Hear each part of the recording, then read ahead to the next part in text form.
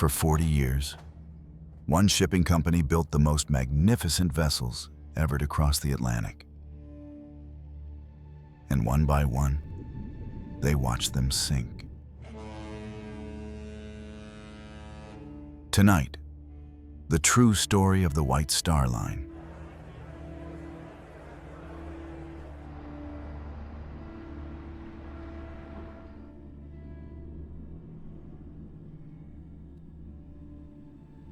Start with the captain who knew too much. 1873. The White Star Line was building ships to rule the Atlantic Ocean. Not the fastest ships on the water, but among the most dependable. The kind of ships where captains grew old and passengers traveled without fear. One of those ships was called the Atlantic. 420 feet from stem to stern, 40 feet across at her widest point, displacing just over 3,700 tons when fully loaded. She had 4 tall masts rigged for sail in case the steam engine failed, and a single black funnel rising amidships that belched coal smoke into the sky 24 hours a day. Her hull was painted black with a white stripe running along the waterline. Her deck was wooden planks, worn smooth by years of Atlantic crossings. She could carry nearly 1,000 souls across the ocean in relative comfort. Though comfort meant different things, depending on whether you had paid for a first-class cabin or a steerage berth down in the bowels of the ship, where the air was thick and the smell of unwashed bodies never quite went away. On the morning of March 20th, 1873, the Atlantic sat at her berth in Liverpool, her holds being loaded with cargo for the crossing to New York. Crates of machinery bound for American factories. Bales of wool that would become suits and dresses in Manhattan shops. Barrels of beer. Mail sacks full of letters from England to relatives in the New World who hadn't been home in years, maybe decades. And people. 931 people this voyage, each one boarding with dreams of what waited on the other side of the ocean. Families seeking new lives in America. Young men looking for work in the factories of New York and Boston. Women traveling alone to meet husbands who had emigrated a year earlier and were only now able to afford passage for their wives and children. Children who had never seen the ocean before, and who stood on the dock, staring up at the massive iron hull, and wondering if something that big could possibly float. At the helm of the Atlantic stood a man who believed he had nothing left to learn about the sea. Captain James Williams, 53 years old, gray-haired, weathered face etched with lines from 3 decades of squinting into salt spray and sun glare. He had spent 30 years at sea, most of it with the White Star Line, and he knew every current, every storm pattern, every reef and shoal along the North Atlantic routes between Liverpool and New York. He had made this crossing more times than he could count, in calm seas and in storms that tore sails to shreds and sent waves crashing over the bow high enough to flood the bridge. Williams was confident. Some who knew him would later say, overconfident. He trusted his experience more than his instruments, his instinct more than his charts. When younger officers suggested taking extra precautions, he would smile that knowing smile of a man who had seen it all and wave them off. I've been sailing these waters since before you were born, lad. I know what I'm doing. And he did know what he was doing. Until the moment he didn't. Until the moment when 30 years of experience became 30 years of false confidence. Until the moment when knowing too much became the most dangerous thing of all. The Atlantic departed Liverpool on that cold, clear March morning with a full load of passengers and cargo and the weight of all those expectations. The weather was good. The forecast called for moderate winds and calm seas. It should have been a routine crossing, the kind Williams had made dozens of times before. 10 days at sea. Maybe 12 if the weather turned bad. Nothing unusual, nothing to worry about. The passengers settled into their cabins, unpacked their trunks, began the slow adjustment to life at sea. The constant motion that made walking feel strange. The smell of coal smoke that permeated everything. The sounds of the engine throbbing below, and the creaking of timber and iron as the ship flexed with each wave. For many of them, it was their first time on a ship. For 565 of them, it would be their last. For the first 8 days, the Atlantic sailed west without serious incident. There were a few squalls, periods of rough weather that sent passengers to their bunks with seasickness, but nothing out of the ordinary for a North Atlantic crossing in early spring. The kind of weather Captain Williams had seen 1,000 times before. The kind of weather that barely merited a mention in the ship's log. The ship plowed through moderate seas at a steady 12 knots, her single screw churning the water to foam. Her tall funnel trailing a long plume of black smoke that could be seen for miles. The passengers gradually found their sea legs, stopped feeling sick, started enjoying the voyage. The first-class passengers took their meals in a wood-paneled dining saloon, where oil lamps swung gently with the ship's motion and stewards served roast beef and boiled potatoes on white china plates. The steerage passengers, crammed into the lower decks with barely enough room to turn around, made do with salt pork and hardtack and the knowledge that in a few more days, this would all be over and they would be in America. But below decks, in the coal bunkers where the stokers worked 12-hour shifts in 100-degree heat, shoveling fuel into the roaring furnaces that powered the steam engine, a different kind of worry was taking shape. The chief engineer, a Scotsman named John Foxley, who had sailed with Williams for nearly a decade, had been keeping a close eye on the coal supply, and what he saw troubled him deeply. They were burning through fuel faster than he had calculated. The Atlantic was heavy this voyage, laden with cargo in every available hold, carrying more passengers than they had carried in months. And the weather, while not terrible, had not been kind either. Headwinds that forced them to burn more coal to maintain speed. Contrary currents that pushed against them. Every mile west required more fuel than Foxley had estimated when they had loaded the bunkers back in Liverpool. On the morning of March 31st, 9 days into the voyage, with New York still 2 days away, Foxley climbed the iron ladder from the engine room to the bridge. His clothes were soaked with sweat despite the cold air. His face was streaked with coal dust. He found Captain Williams on the bridge studying the charts and asked to speak with him privately. They stood together at the rail looking down at the coal bunkers through an access hatch. The bins were low, not empty, not yet. But low enough to make any engineer nervous. Low enough that Foxley had been losing sleep over it for the past 2 days. At our current rate of consumption, he told Williams quietly, not wanting the crew to hear. We'll run out of coal before we reach New York. Maybe 100 miles short, maybe less if the weather turns bad.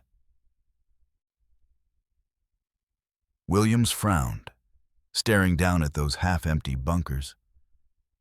A steamship without coal was nothing more than a very expensive piece of driftwood, dead in the water, at the mercy of wind and current. It could take days for another ship to find them. Maybe longer. And they didn't have enough food and water for that kind of delay. He made his decision quickly, the way he always did. 30 years at sea had taught him that hesitation killed more sailors than storms. They would divert to Halifax, Nova Scotia. It was close, just off the coast, maybe 100 miles north of their current position. They could be there by dawn the next morning, refuel, take on fresh water and provisions, and then continue on to New York. The delay would only be a day, maybe 2 at most. The White Star Line wouldn't like it because diversions cost money. But it was better than running out of coal in the middle of the Atlantic and drifting for God knew how long. It was the prudent choice, the safe choice, the kind of decision that separated good captains from reckless ones, the kind of decision Williams had made successfully dozens of times before. Or so he believed. What Captain James Williams didn't know, what he couldn't have known because he trusted his experience more than he trusted his instruments, was that this single decision, made in good faith and with the best of intentions, will change the fate of 565 people before the sun rose the next morning. Because Williams had made one critical assumption, an assumption so fundamental that he didn't even think to question it. He assumed he knew exactly where his ship was. He assumed the charts were accurate. He assumed the currents had behaved as expected. He assumed they were further south and further west than they actually were. He assumed that 30 years of experience meant he could navigate these waters in his sleep. And on the North Atlantic, in the fog and darkness off the rocky coast of Nova Scotia, assumptions kill. As darkness fell on the evening of April 1st, 1873, the Atlantic turned northwest, altering course for Halifax Harbor. The weather was still clear and cold. The stars came out, sharp and bright in the winter sky like diamond points against black velvet. The air temperature had dropped below freezing, and the deck was slick with ice that crackled under the crew's boots. Everything seemed routine. The engine ran smoothly. That familiar rhythmic thud, thud, thud felt through the deck plates. The sea was relatively calm, just long swells rolling in from the west. Williams, satisfied that everything was in order, that the ship was on course and his officers knew what to do, went to his cabin to rest. He had been on the bridge for most of the day, and he was tired. Before he left, he gave Second Officer Henry Metcalf clear instructions, simple instructions that any competent officer should be able to follow without difficulty. Watch for the Sambro Island Lighthouse. It marked the entrance to Halifax Harbor, a tall stone tower with a powerful beacon that on a clear night like this should be visible for 15 miles. Once they spotted the light, they would adjust course slightly and steam into the harbor just after dawn. Easy, routine. And one more instruction. Wake me by 3 in the morning, Williams had said, or sooner if you spot the Sambro light. Metcalf stood on the bridge watching the darkness ahead as Williams disappeared below to his cabin. He was 28 years old, had been at sea since he was 15, and this was his first voyage as second officer on a transatlantic steamer. It was a big step up in his career, the kind of promotion he had been working toward for years, and he was determined not to make any mistakes, determined to prove to Williams and to the White Star Line that he deserved this position. The instructions seemed straightforward enough. Watch for the lighthouse. Wake the captain by 3, or when the light appeared. Metcalf settled in for the watch, occasionally checking the compass to make sure they held their course, occasionally scanning the horizon for that lighthouse that should appear at any moment now. Then, around 2 in the morning, the fog arrived.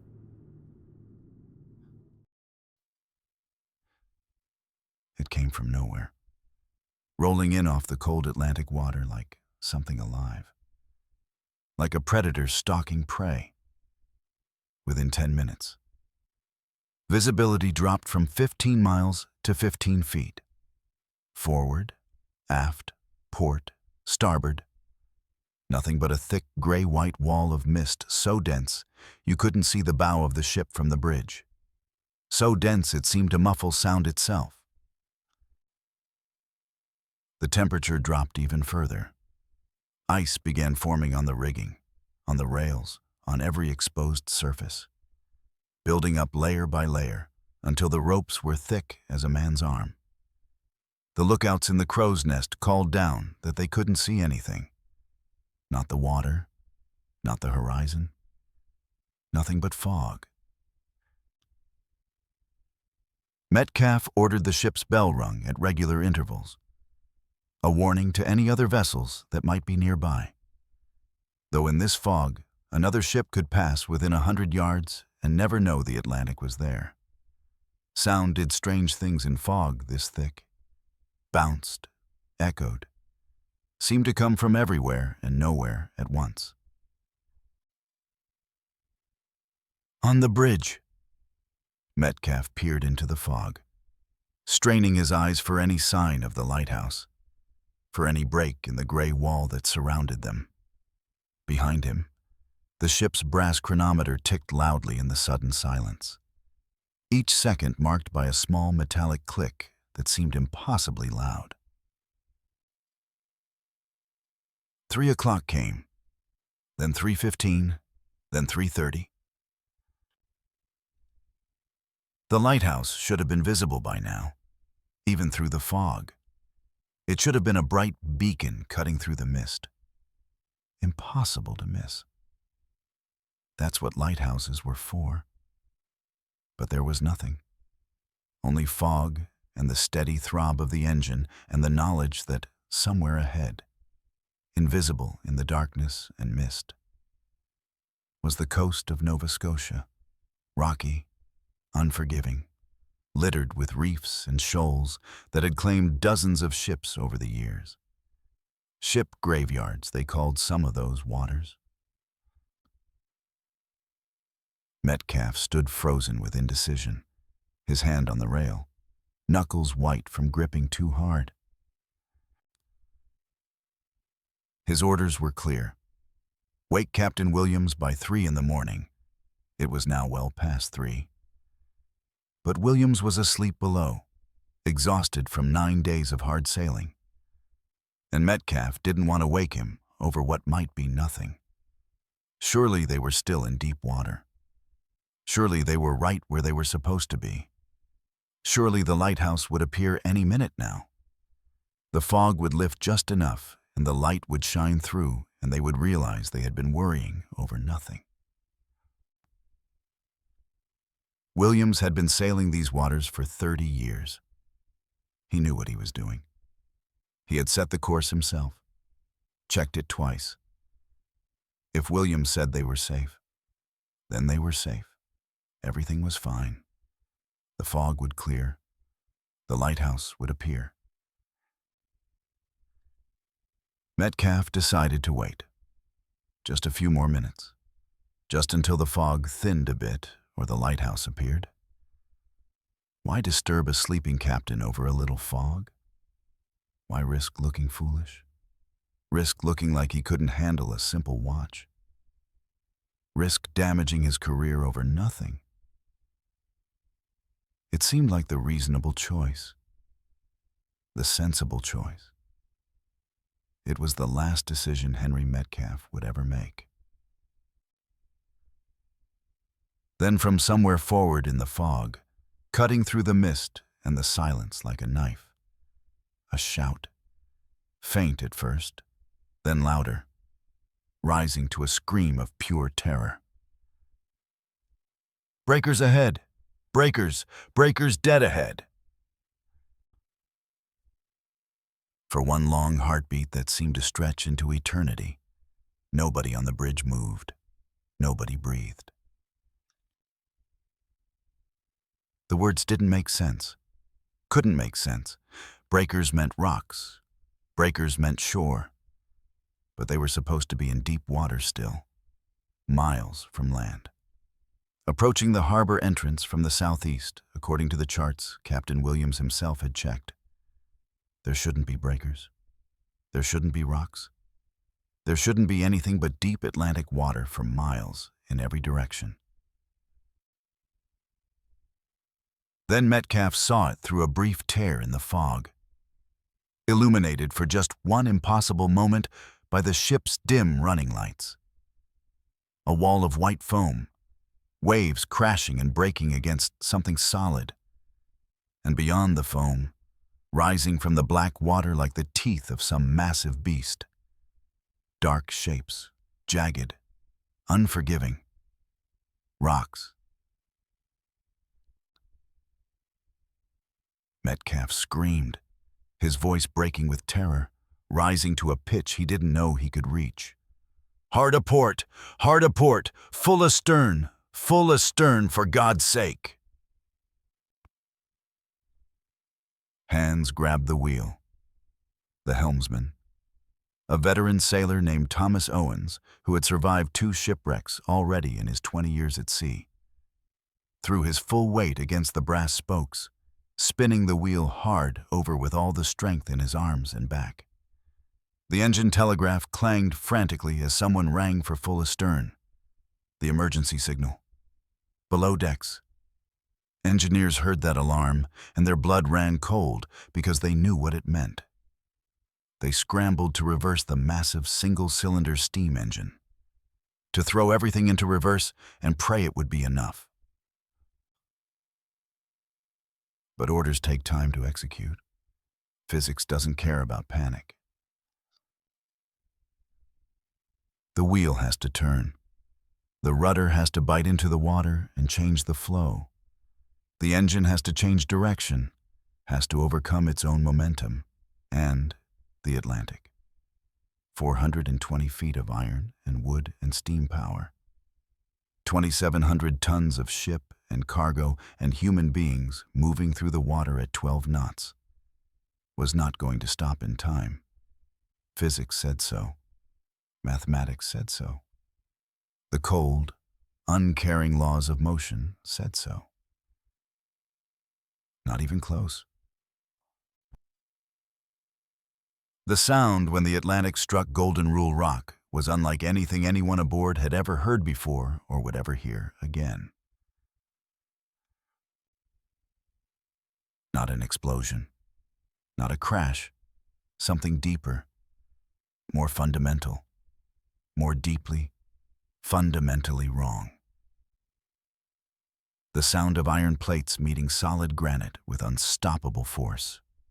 The sound of hundreds of rivets shearing simultaneously under stress they were never designed to withstand. The sound of a ship's spine breaking. The sound of physics winning. People who were there that night, the ones who survived, would spend the rest of their lives trying to describe that sound to people who hadn't been there. Some said it was like thunder, but deeper, more visceral. Others said it was like a cannon firing, but it went on and on. One survivor, a woman named Rosa Bateman, said it sounded like the world ending. Like God himself had decided he was done with the world, and this was the sound of him tearing it apart. The Atlantic hit Golden Rule Rock with enough force to stop her dead in the water. 0 to nothing in the space of a single heartbeat. The bow lifted clear out of the sea, rising up like a wounded animal trying to rear back from the thing that had hurt it. water streaming from the hull.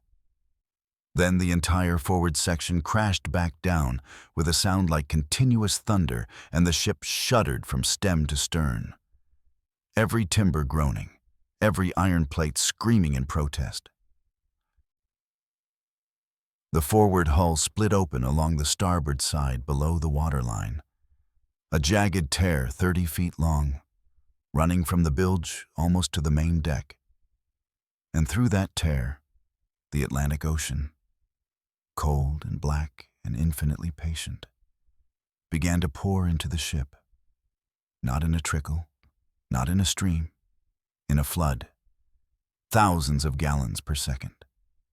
An unstoppable deluge. Every oil lamp in the forward compartments went out simultaneously, snuffed by the rush of incoming water. The sudden darkness below decks was absolute. Total. The kind of darkness that makes you question if you still have eyes. Passengers in the steerage cabins woke to chaos and terror beyond anything they had imagined in their worst nightmares. The sound of screaming, of rushing water that sounded like a waterfall, of metal tearing and wood splintering and people shouting in panic. They stumbled from their bunks in nightclothes, some barefoot on the freezing deck. Children crying in the darkness, trying to climb toward the upper decks by feel and memory, while ice-cold seawater rose around their ankles, then their knees, then their waists, then their chests. Many never made it out of the lower decks. The passageways were narrow by design, meant to maximize cargo space. The staircases were steep and slick with water, and in the darkness and confusion and rising water, people fell, were trampled, were swept away by the incoming flood.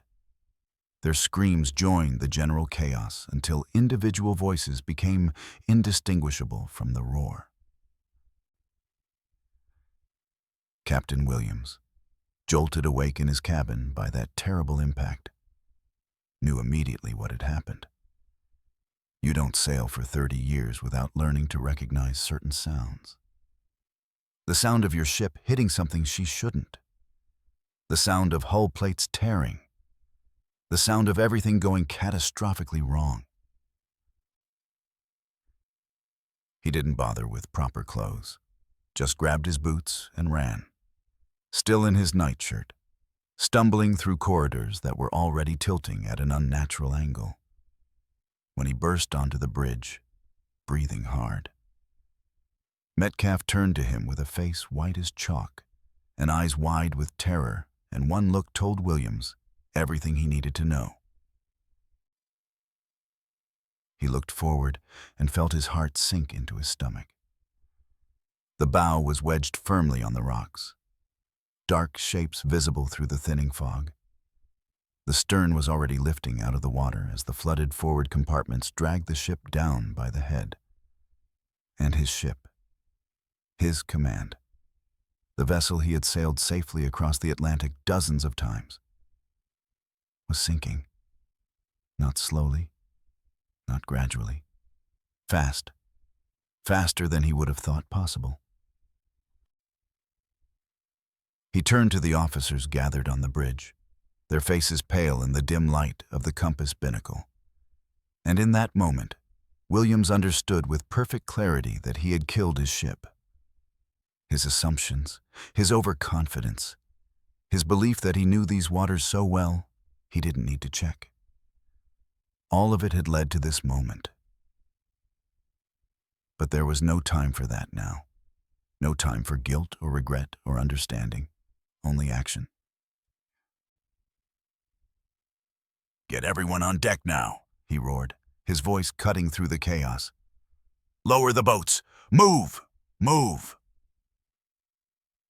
But even as he gave the order, even as the men scrambled to obey, even as he heard the sound of the crew running to action stations, Williams knew the truth.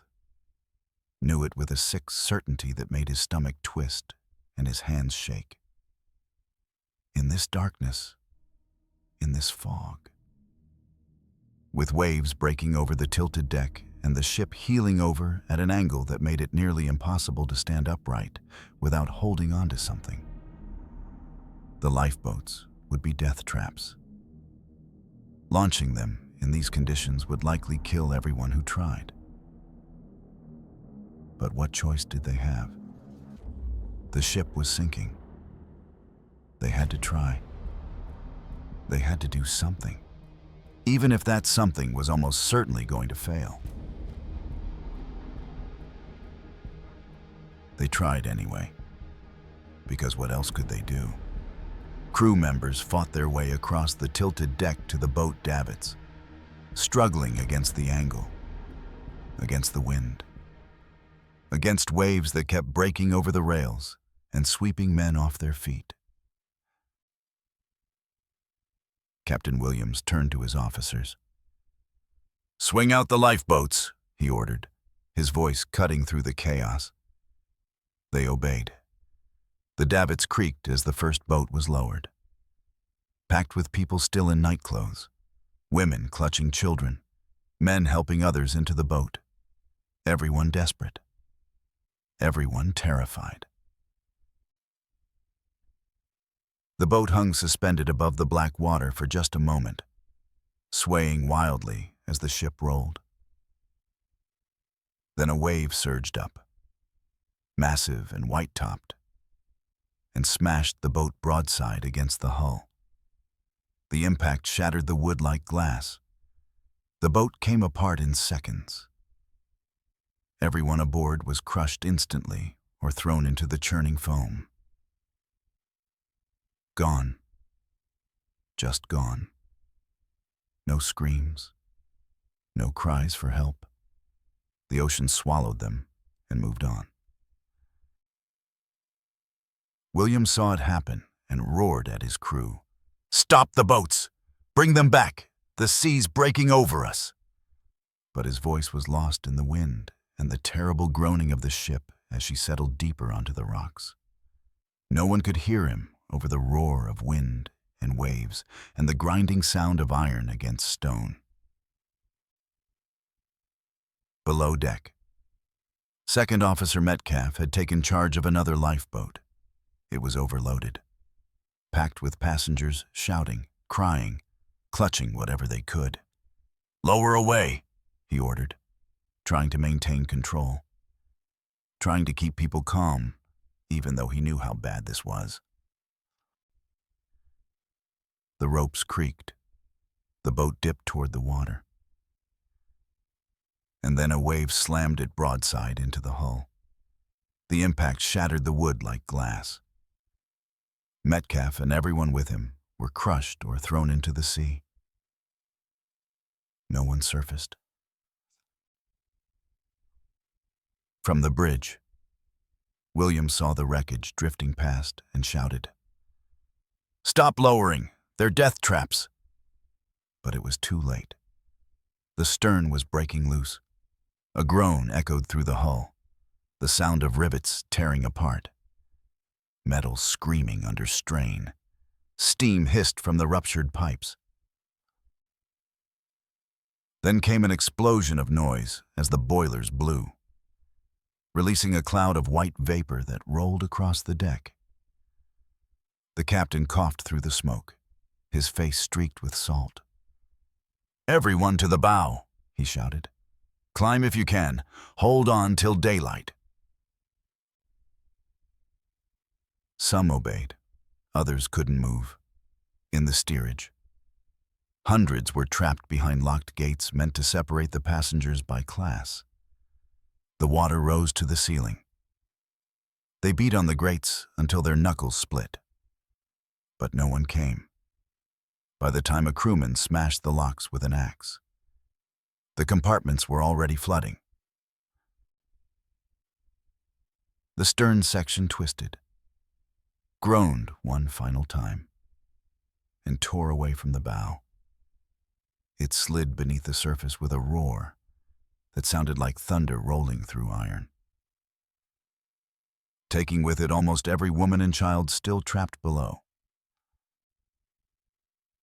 What remained of the ship, the bow section, now stood at a steep angle, waves pounding it from all sides.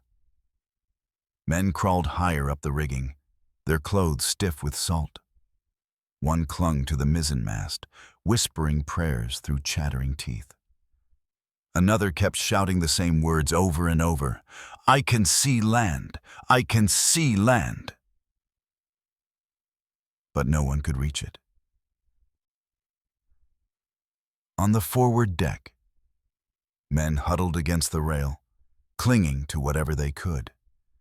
The sea was black glass around them, broken only by the white rush of foam against the rocks.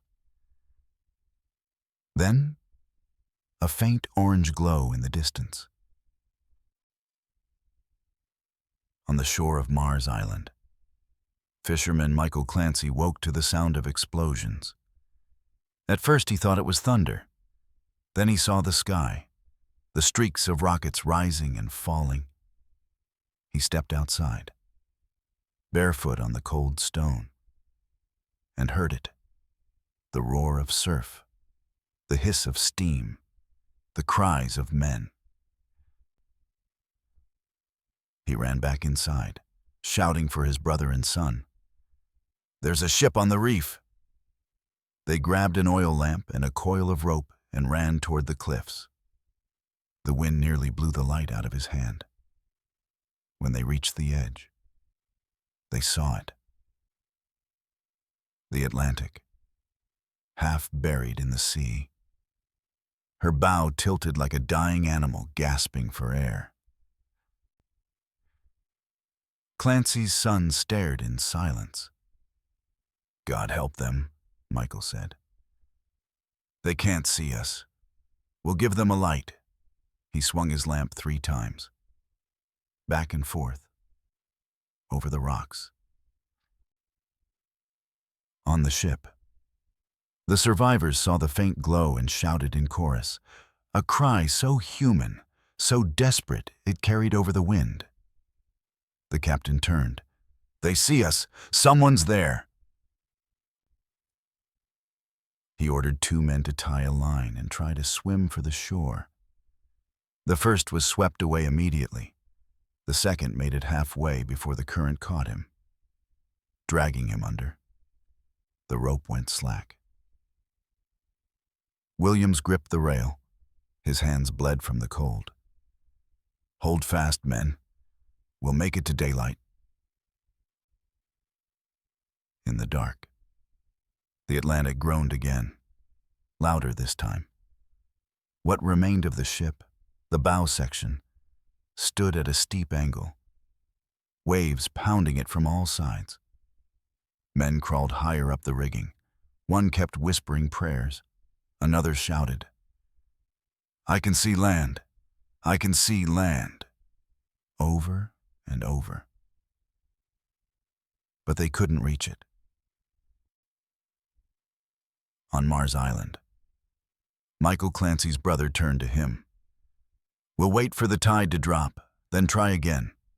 But the tide was rising, not falling. Captain Williams knew it too. Each wave climbed higher, taking more men with it. Someone began to sing, a hymn, broken and barely audible, spreading from man to man in the rigging. The last breath of hope.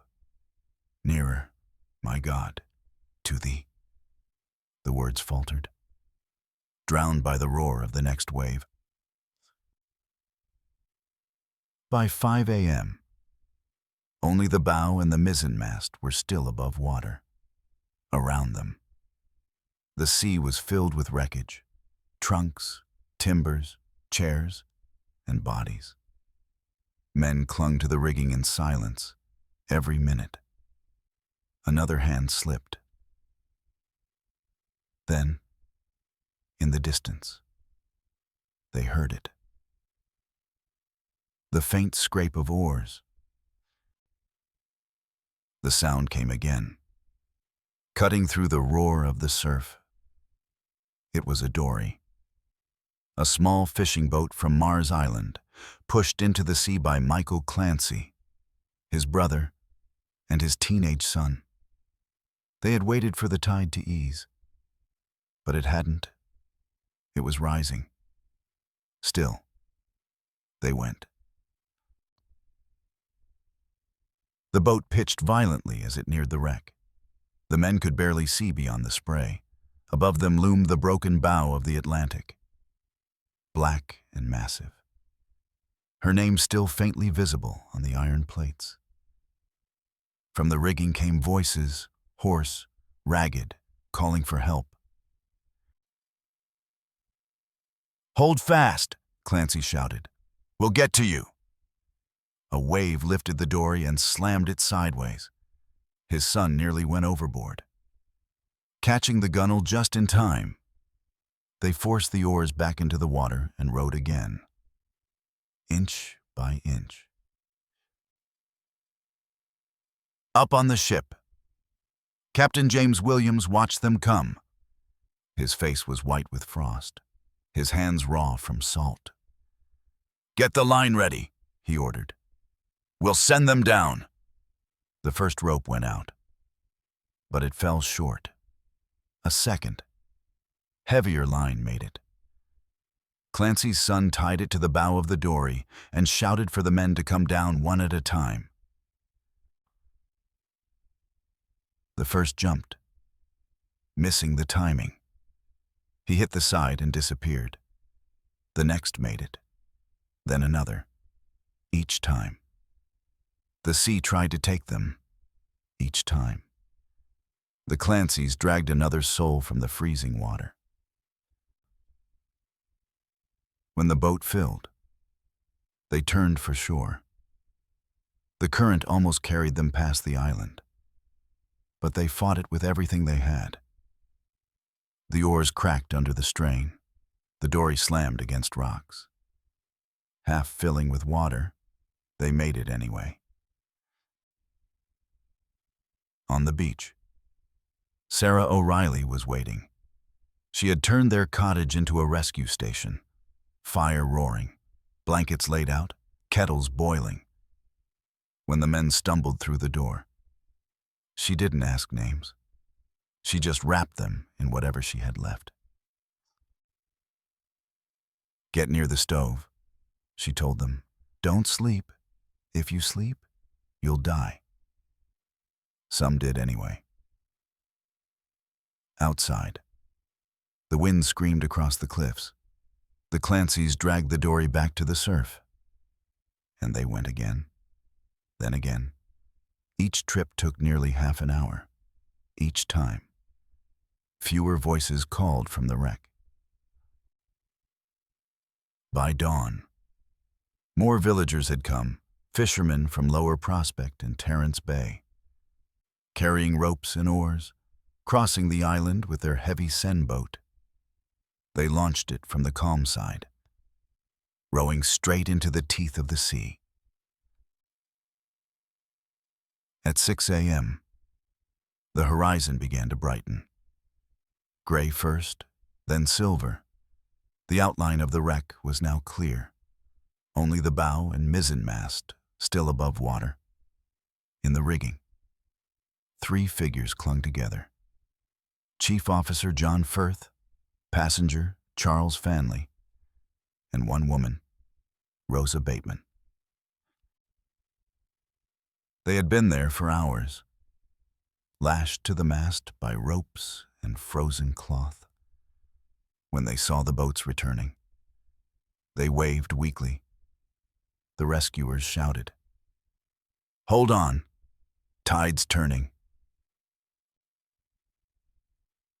The Reverend William Ancient, who had arrived from the nearby parish, climbed into one of the rescue boats.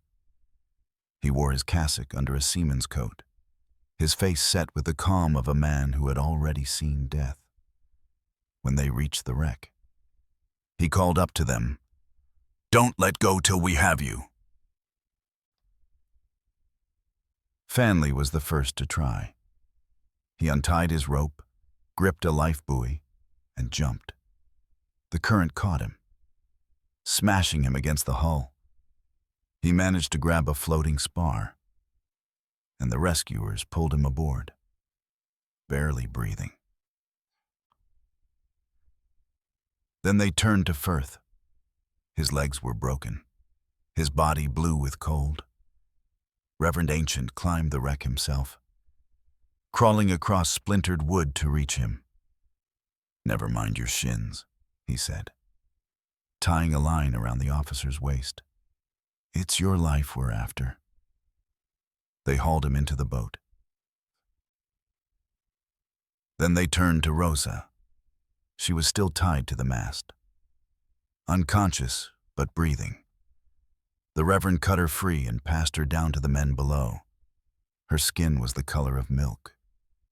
When they reached shore, she was the only woman alive out of more than 100. By mid-morning, the rescue was over. The Atlantic had vanished beneath the surf. When the sun broke fully, Mars Island looked like a battlefield. The sea was thick with wreckage, broken timbers, barrels, clothing, and the pale shapes of the dead rolling in the tide. The villagers worked in silence, pulling bodies from the water, laying them side by side on the rocks. Of the 958 people who had sailed, only 430 survived. Every woman but one was gone, all but a single child. The fishermen carried the living into their homes, then went back for the dead. Some cut crosses from driftwood. Others just folded hands and whispered prayers. At noon, Captain Williams stood on the beach, staring at the ruins of his ship. His eyes were red. Not from tears. There were none left. He said only, "If I had turned 5 minutes sooner," and then fell silent. By evening, a schooner arrived from Halifax, carrying doctors, police, and reporters. One of them, William Fielding of the Halifax Morning Chronicle, wrote later, "The fishermen rowed into death as calmly as if to church. The women of the island opened their doors to the sea. If there is courage on this earth, it lives in these rocks." For days, the villagers buried the bodies in the cliffs above the cove. The graves were marked only by simple stones, etched with initials or none at all. The largest was for the children, more than 100 of them.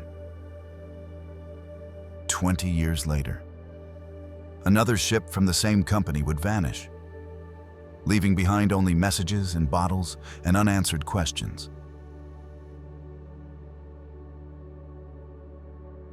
SS Naronic mystery. 20 years. The White Star Line rebuilt. They learned from Atlantic, new safety standards, better crew training, more lifeboats.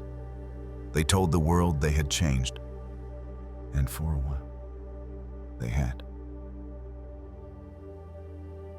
But the ocean is patient, and in 1893, it would teach White Star a lesson that no amount of preparation could prevent. Sometimes, ships simply vanish. Not with drama, not with witnesses, not with graves on cliffsides. They just disappear.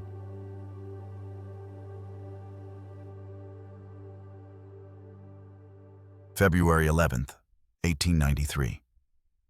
Liverpool. The Alexandra dock was loud with the sounds of departure. Cargo being loaded, cattle bellowing in their pens, sailors shouting orders across the deck. Naronic sat at her berth. 470 feet of steel and rivets, twin screws, twin engines. Built just the year before by Harland and Wolff in Belfast. The same yard that had built Atlantic. The same yard that would later build Olympic and Titanic. She was not glamorous. She was a cattle carrier. A freighter. Built to move livestock and cargo between Liverpool and New York. But she was new. She was strong. And she had made 6 successful crossings without incident. Captain William Roberts stood on the bridge as the last of the cargo was secured. He had commanded Naronic since November of 1892, replacing Captain Thompson, who had overseen her first 3 voyages. He knew the ship. He trusted her. Below deck, 74 souls prepared for the crossing. 60 crew members, most of whom had sailed on Naronic since her entry into service. Officers and mechanics who knew every inch of her engine room. Sailors who could work her rigging in their sleep. 14 passengers. Though passengers is perhaps too grand a word. They were cattlemen, horse tenders, men who had accompanied livestock from America on the previous voyage and were now heading home. Working passage. Rough men accustomed to the smell of animals and the motion of the sea. No one aboard suspected this would be anything but routine. The Cargo Manifest, published later in the New York Herald, listed 3,572 tons of general cargo. Mixed goods, machinery, tools, textiles. But buried in that manifest were items that would later raise questions. Acids, potassium chlorate, sodium sulfide, calcium hypochlorite. Chemicals, not dangerous in themselves if properly stored. But if a storm displaced them, if bottles broke, if containers ruptured, they could react. No one was concerned. Ships carried such cargo all the time. It was standard. Routine. Naronic departed Liverpool in the early afternoon. 1,017 tons of Welsh coal in her bunkers, enough for a round trip. The engines beat steady as she made her way down the Mersey and out toward the Irish Sea. At Point Linus, off the coast of Anglesey, Wales, she dropped her harbor pilot. The pilot boat pulled away. The pilot waved. Captain Roberts acknowledged, and Naronic turned her bow toward the Atlantic. She was never seen again.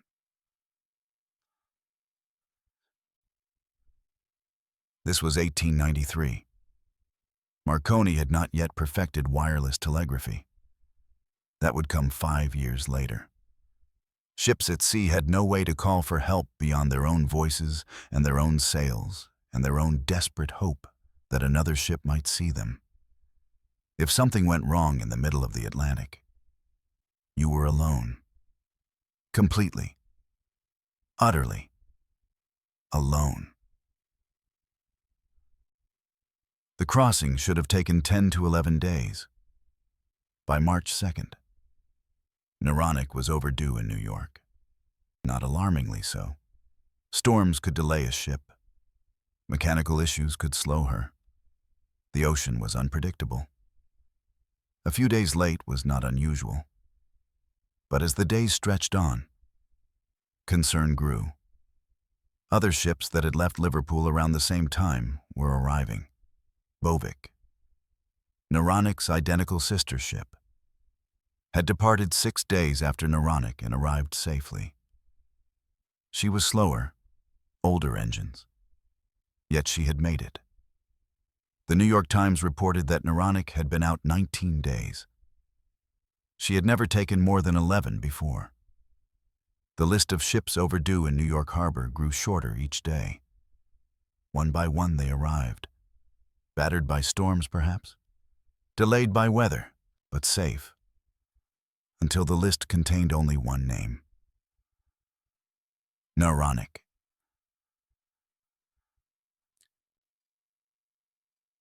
Many of the arriving ships reported the same thing. Heavy seas, gale-force winds, blinding snowstorms, ice. The White Star Line's Majestic arrived in New York, and her crew described conditions they had rarely seen. Waves crashing over the bow, wind that screamed through the rigging. Visibility reduced to nothing. February 1893 had been brutal in the North Atlantic. But ships survived brutal conditions all the time. Naronic was new. She was well built. Her sister ship Bovik had weathered the same storms and survived. White Star officials told the press they were confident Naronic was safe. Delayed, perhaps, but safe. They were wrong.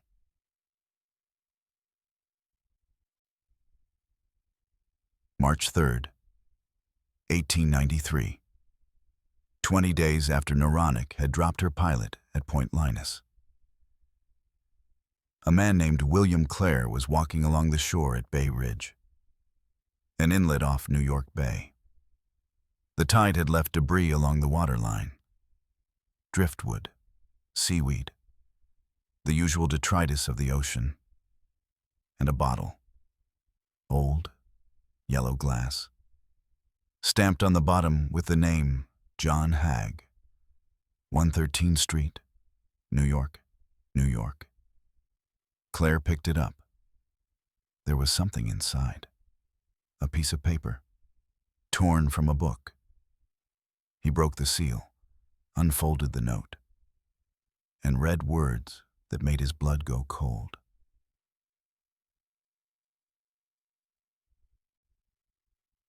February 19, 1893. Naronic sinking. All hands praying. God have mercy on us.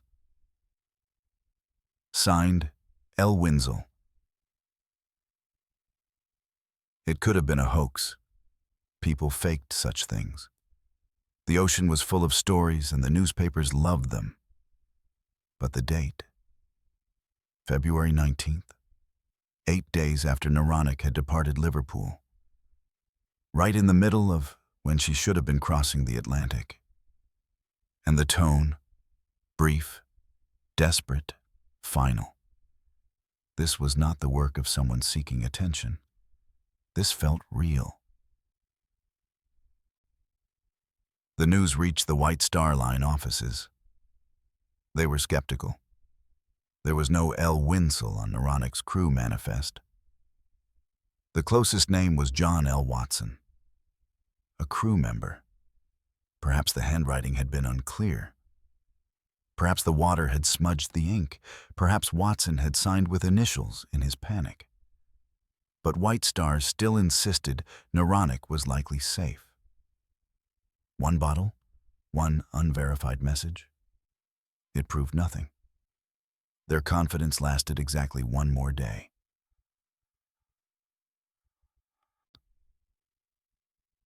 March 4th, 2 o'clock in the morning. The British steamship Coventry was making her way toward New York in an area just over 90 miles from where, 19 years later, Titanic would strike an iceberg. The lookout spotted something floating in the water. A lifeboat. Capsized. The name painted on the side. Naronic.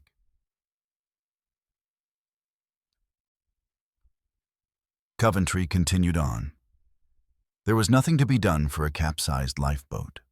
No survivors to rescue. Just wreckage.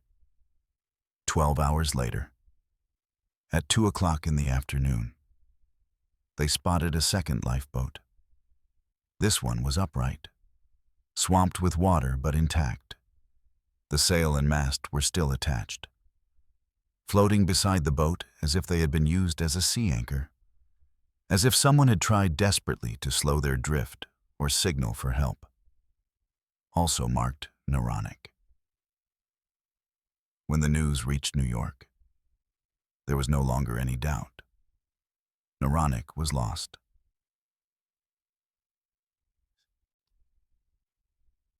For weeks, That was all anyone knew.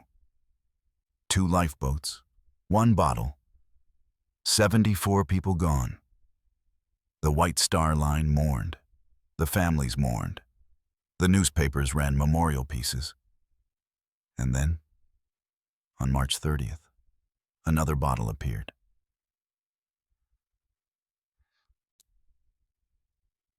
Ocean View, Virginia. A summer resort town on the coast. A night watchman named William Johnson was making his rounds along the beach when he found it. A champagne bottle, several corks tied around its neck, sealed against the water. Inside, a message. Longer than the first, more detailed, more desperate. 3:10 a.m., February 19th, SS Naronic at sea. To who picks this up? Report when you find this to our agents, if not heard of before. That our ship is sinking fast beneath the waves. It's such a storm that we can never live in the small boats. 1 boat has already gone with her human cargo below. God let all of us live through this. We were struck by an iceberg in a blinding snowstorm and floated 2 hours. Now it is 3:20 a.m. by my watch, and the great ship is dead level with the sea. Report to the agents at Broadway. New York, M. Kersey and Company. Goodbye all. Signed, John Olson, Cattleman.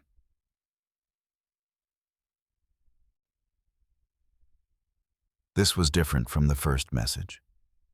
Specific, timed, detailed. An iceberg, a blinding snowstorm, 2 hours of floating before the ship went level with the sea. 1 lifeboat already lost with its crew. It painted a picture, and the picture was horrifying. 74 people in a storm, ice tearing through the hull, lifeboats launching into waves that no small boat could survive.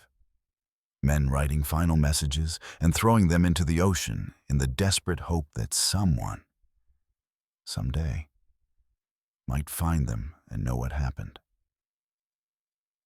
But there was a problem. There was no John Olson on Naronic's manifest.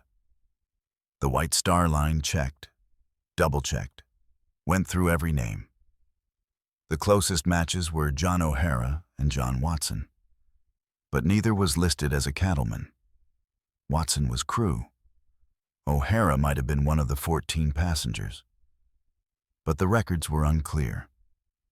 White Star declared the message a hoax. They pointed out that it would have been impossible for a bottle thrown into the ocean on February 19th to reach Virginia by March 30th.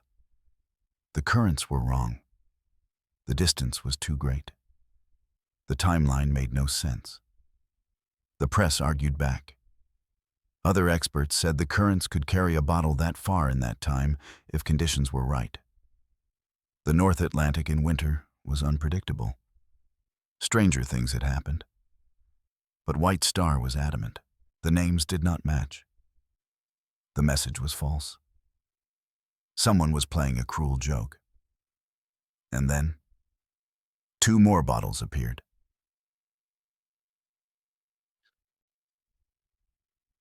June, 1893. A fisherman in the Irish Channel, off the coast of Ireland, pulled up his nets and found a bottle tangled in the mesh. Inside, another message, brief, unsigned, except for a single word. Naronic struck iceberg, sinking fast. Signed, Young. No first name, no title, no explanation, just Young. There was no Young on the crew list either. No Young, no Youngs, not even a Youngston or young man. Another hoax, White Star said. September 18th, 1893.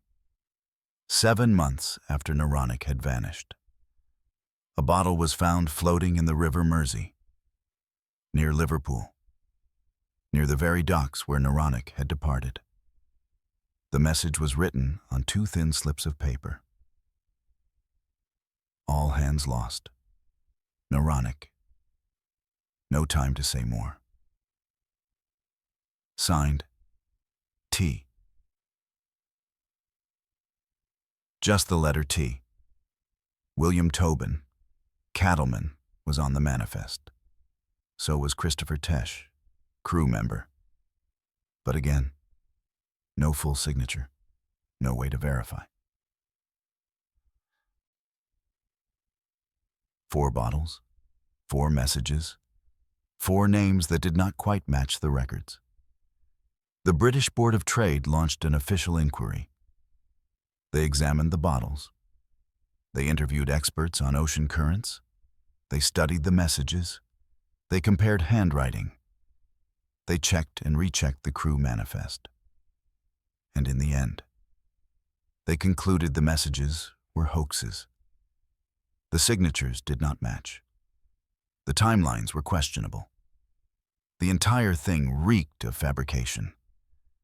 The inquiry dismissed the bottles as evidence and refused to consider them in their official findings. But hoaxes require a motive. Who would fake messages from a sinking ship? Who would go to such elaborate lengths? 4 bottles. 4 different locations spanning 3,000 miles. Found over 6 months. If it was one person, they had to plant bottles in New York, Virginia, Ireland, and Liverpool. They had to time their discovery. They had to forge handwriting under conditions that suggested panic and desperation. Why? What did they gain? And if it was multiple people, how did they coordinate? This was 1893. No telephones across the ocean, no radio. Communication between continents took weeks. The logistics of a hoax seemed almost as impossible as the idea that the messages were real. So what happened to Naronic? The inquiry examined every possibility. Theory 1, iceberg. 2 of the bottles mentioned an iceberg. Ships had reported ice in the North Atlantic in February 1893. The area where the lifeboats were found was near known ice fields. But Captain Thompson, who had commanded Naronic during her first 3 voyages and now captained her sister ship, Bovik, estimated Naronic's most likely course. He plotted it on charts. He calculated speeds and currents. His conclusion? Naronic would have passed at least 100 miles south of the nearest reported ice. The inquiry accepted this. Iceberg. Unlikely. The New York press disagreed. They published reports from multiple ships that had encountered ice much further south than expected. They pointed out that this was the same area where Titanic would later sink. Ice moved. Ice drifted. Ice appeared where it was not supposed to be. But the inquiry was unmoved. Official verdict: not an iceberg. Theory 2. Storm. Every ship that crossed the Atlantic in February 1893 reported brutal weather. Gales, high seas, blinding snow, conditions so severe that even large liners struggled. But tests conducted on Bovik, Naronic's identical sister, showed excellent stability, even fully loaded, even in heavy seas. The ship remained steady. Captain Thompson testified that he had taken Naronic through storms and never once worried about her capsizing. She was well designed, strongly built, not the kind of ship that would simply roll over.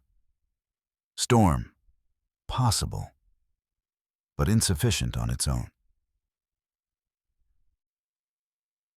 Theory 3. Explosion. This theory would not be suggested until a century later, when historians John P. Eaton and Charles A. Haas examined Naronic's cargo list. Acids, potassium chlorate, sodium sulfide, calcium hypochlorite. Individually, these chemicals were stable. But if a storm broke their containers, if they mixed, if they reacted, the result could be catastrophic. An explosion in the hold would explain the rapid sinking. It would explain why lifeboats could not be launched properly. It would explain why the ship went down so fast that no distress could be signaled to passing vessels. But in 1893, no one thought to examine the cargo list that closely. Chemical explosions were not the first thing investigators considered. Explosion unexamined. In October 1893, a Norwegian newspaper published an interview with the captain of the ship Emblem. He reported that, in July, 5 months after Naronic disappeared, his crew had spotted a lifeboat floating upside down in the Atlantic. It was covered in barnacles, heavily weathered. It had been in the water for months, and painted on the side, Naronic. The captain said the boat appeared to have been prepared hastily, ropes tangled, gear missing, as if it had been launched in panic or torn free in a storm. This suggested a rapid sinking, something sudden, something violent. But by the time this report surfaced, the inquiry had already concluded its work. The information came too late to change anything.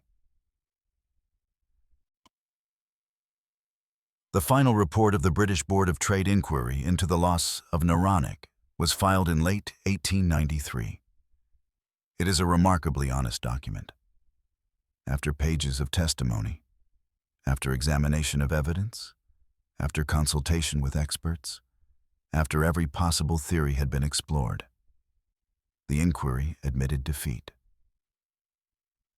Their conclusion: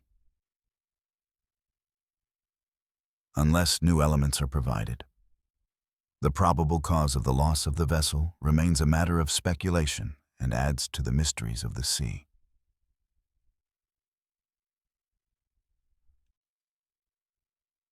"74 people. 60 crew who had sailed Naronic before and knew her well. 14 cattlemen heading home after a long voyage. Wives waiting in Liverpool. Children expecting fathers to return. Families planning reunions. All of them gone. No bodies recovered. No wreck found. Nothing but 2 lifeboats and 4 bottles with names that did not quite match. The White Star Line was not insured for Naronic. The loss cost them £121,685, a staggering sum in 1893. But money could be replaced. Ships could be rebuilt. By 1894, White Star had ordered a replacement cattle carrier, Civic, larger than Naronic, more modern, ready to resume service. The company moved on. The ocean moved on. But the mystery remained. To this day, the wreck of Naronic has never been found. Modern sonar has mapped vast stretches of the Atlantic floor. Expeditions have searched for famous wrecks and found them. Technology has improved beyond anything imaginable in 1893. But Naronic remains hidden. Somewhere. In water probably 200 feet deep or more. She rests. Her hull still intact, perhaps, or broken apart by whatever destroyed her. Her cargo scattered across the seabed. Her engines silent for more than a century. And if you believe the bottles, if you think they were real and not hoaxes, then somewhere in that wreck, there might still be evidence. the remains of a champagne bottle with corks tied around its neck, the torn page of a book with desperate words scrawled across it, the pocket watch of a man who noted the time as 3:20 in the morning on February 19th, 1893.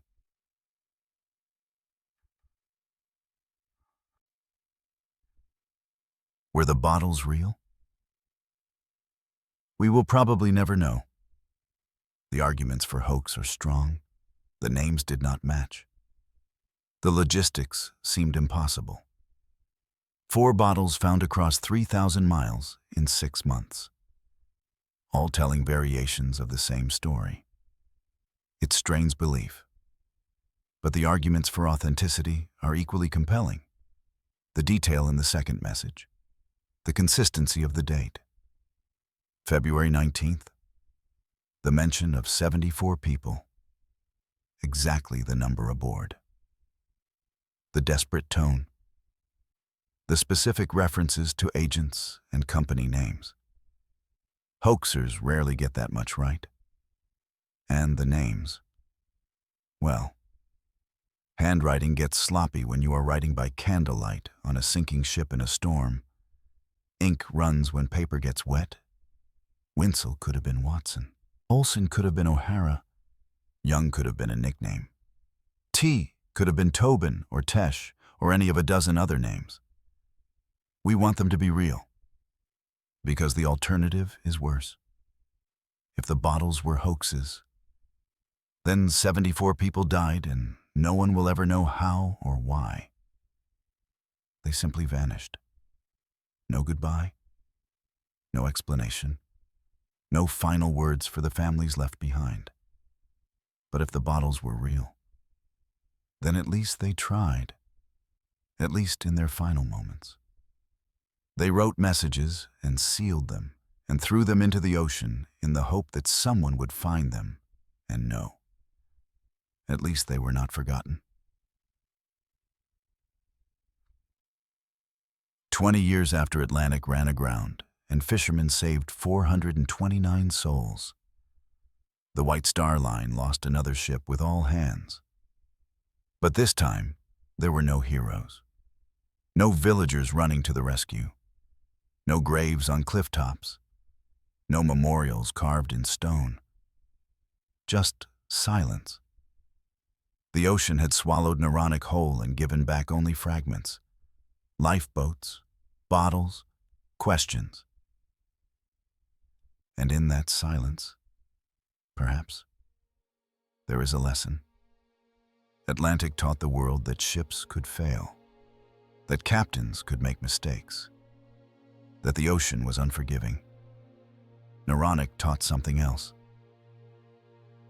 Sometimes, ships just vanish.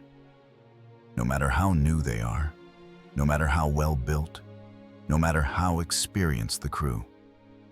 The ocean does not care about your plans, or your schedules, or your confidence. It will take what it wants, when it wants, and it will not explain itself.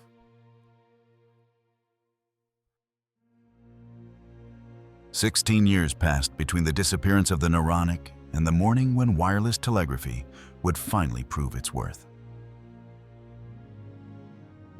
16 years during which the technology evolved from a curious experiment to a standard piece of equipment aboard the world's finest ships. And on January 23rd, 1909, 50 miles south of Nantucket, that technology would face its greatest test. The ship was RMS Republic. 570 feet of White Star Line luxury, built in 1903 by Harland and Wolff in Belfast. Originally named Columbus for the Dominion Line, she was transferred to White Star and renamed, becoming the flagship of their Boston service. 15,378 tons. They called her the millionaire's ship, not because she was particularly expensive to build, but because of who traveled aboard her. The Mellon banking family. Historians, millionaires, countesses, first-class passengers who paid premium fares for Mediterranean cruises, traveling in palatial accommodations with every modern convenience. But in late December 1908, something happened in southern Italy that would change the Republic's next voyage. December 28th, 5:20 in the morning, the ground beneath Messina, Sicily, began to shake. A 7.1 magnitude earthquake, followed by a tsunami 40 feet high. The cities of Messina and Reggio Calabria were nearly destroyed. 91% of structures collapsed. Around 120,000 people died. It remains the deadliest earthquake in European history. The survivors faced a nightmare. No homes, no food, no work. The Italian government relocated many to other cities, but thousands had no choice but to emigrate to America. The Lloyd Italiano liner SS Florida departed Naples in early January 1909, with 850 refugees packed aboard, traumatized, grieving, desperate for a new life. Captain Angelo Respini commanded the ship, bound for New York. 2 weeks crossing the Atlantic, 850 souls fleeing death, sailing toward hope.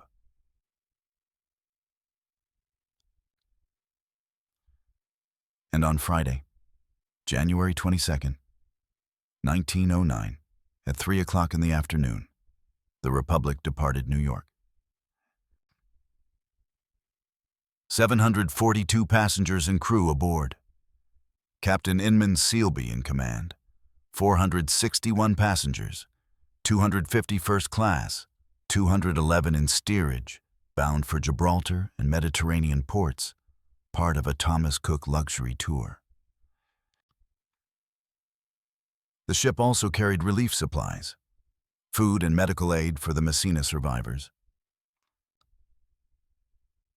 Among the passengers were some of the wealthiest people in America: James Ross Mellon, his wife Rachel, and their daughter Sarah of the banking family. Mrs. Sophie Mansfield Curtis, wife of the treasurer of the International Silver Company, General Brayton Ives, St. Louis millionaire Samuel Couples, historian Alice Morse Earle, Countess Mildred Montague Pasolini. And there was one passenger whose name would become famous 3 years later, Leonard L. McMurray, who in 1915 would survive the sinking of the Lusitania. The Republic steamed out of New York Harbor that Friday afternoon. The weather was clear. The ship ran smoothly. Passengers settled into their staterooms, unpacked their trunks, explored the dining saloons and smoking rooms. Dinner that evening was elegant, as always. Crystal chandeliers, fine china, multiple courses. The wealthy chatted about their itinerary, the ports they would visit, the art and history they would see. But overnight, the weather changed. By early Saturday morning, January 23rd, the ship had entered thick fog off Nantucket. Visibility dropped to almost nothing. Captain Sealby reduced speed and ordered the ship's whistle to sound at regular intervals, announcing the Republic's presence in the outbound shipping lane.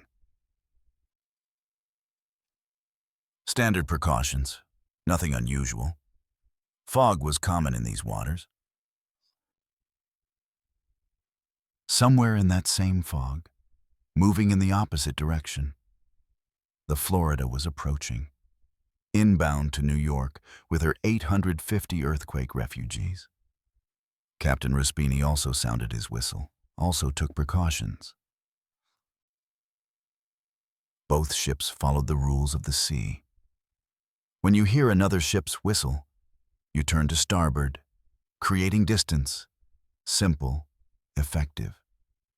It had worked for decades.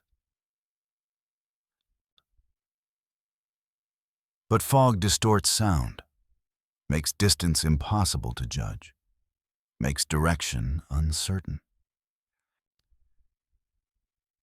At 5:47 in the morning, the Republic's crew heard a whistle. Very close. Too close.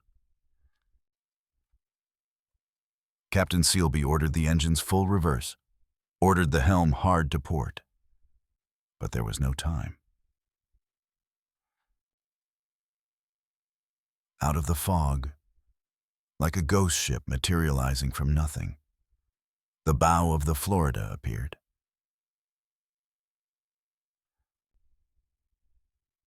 She hit the Republic almost at a right angle, port side amidships, directly into the engine room. The impact was catastrophic. The Florida's bow tore through the Republic's hull from the upper decks down to below the waterline. Steel screamed, rivets sheared. 6 staterooms were reduced to rubble in an instant. The Florida's bow crushed backward to a collision bulkhead, killing 3 crew members instantly. 2 were boys, 14 and 16 years old. On the Republic, 2 passengers died in their beds. William J. Mooney, a banker. Mary Lynch, wife of liquor wholesale manager Eugene Lynch. The Florida's bow had sliced directly into their cabin. Eugene Lynch himself was critically injured. He would die 3 days later at Long Island College Hospital in Brooklyn. 6 people killed in the collision. That would be the total death toll, because of what happened next.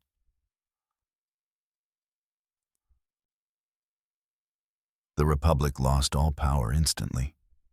The collision had destroyed the engine room, knocked out the boilers and dynamos. No engines, no electricity, no steam.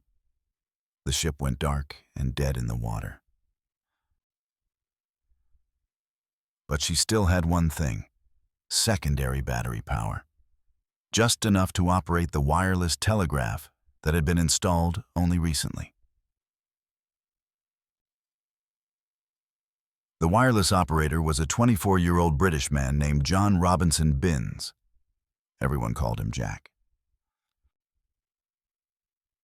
Born in a workhouse in Lincolnshire, England, orphaned at birth. His father died 2 days after he was born. His mother followed a year later, raised by his grandmother. He had started studying telegraphy at 14, joined the British Post Office at 18, and signed on with the Marconi Company in 1904. By January 1909. He had 5 years of experience as a wireless operator. Jack Binns had just gone to bed after a long night at the wireless key when he heard the foghorn grow more urgent and felt the ship slow down and reverse. Then came the great crashing sound, and half of his wireless cabin was ripped away. Had he still been sitting at his key, he would have been killed. But he was alive, and in the cold and the dark, with his cabin destroyed around him and the ship listing beneath his feet. Jack Binns did something that had never been done before.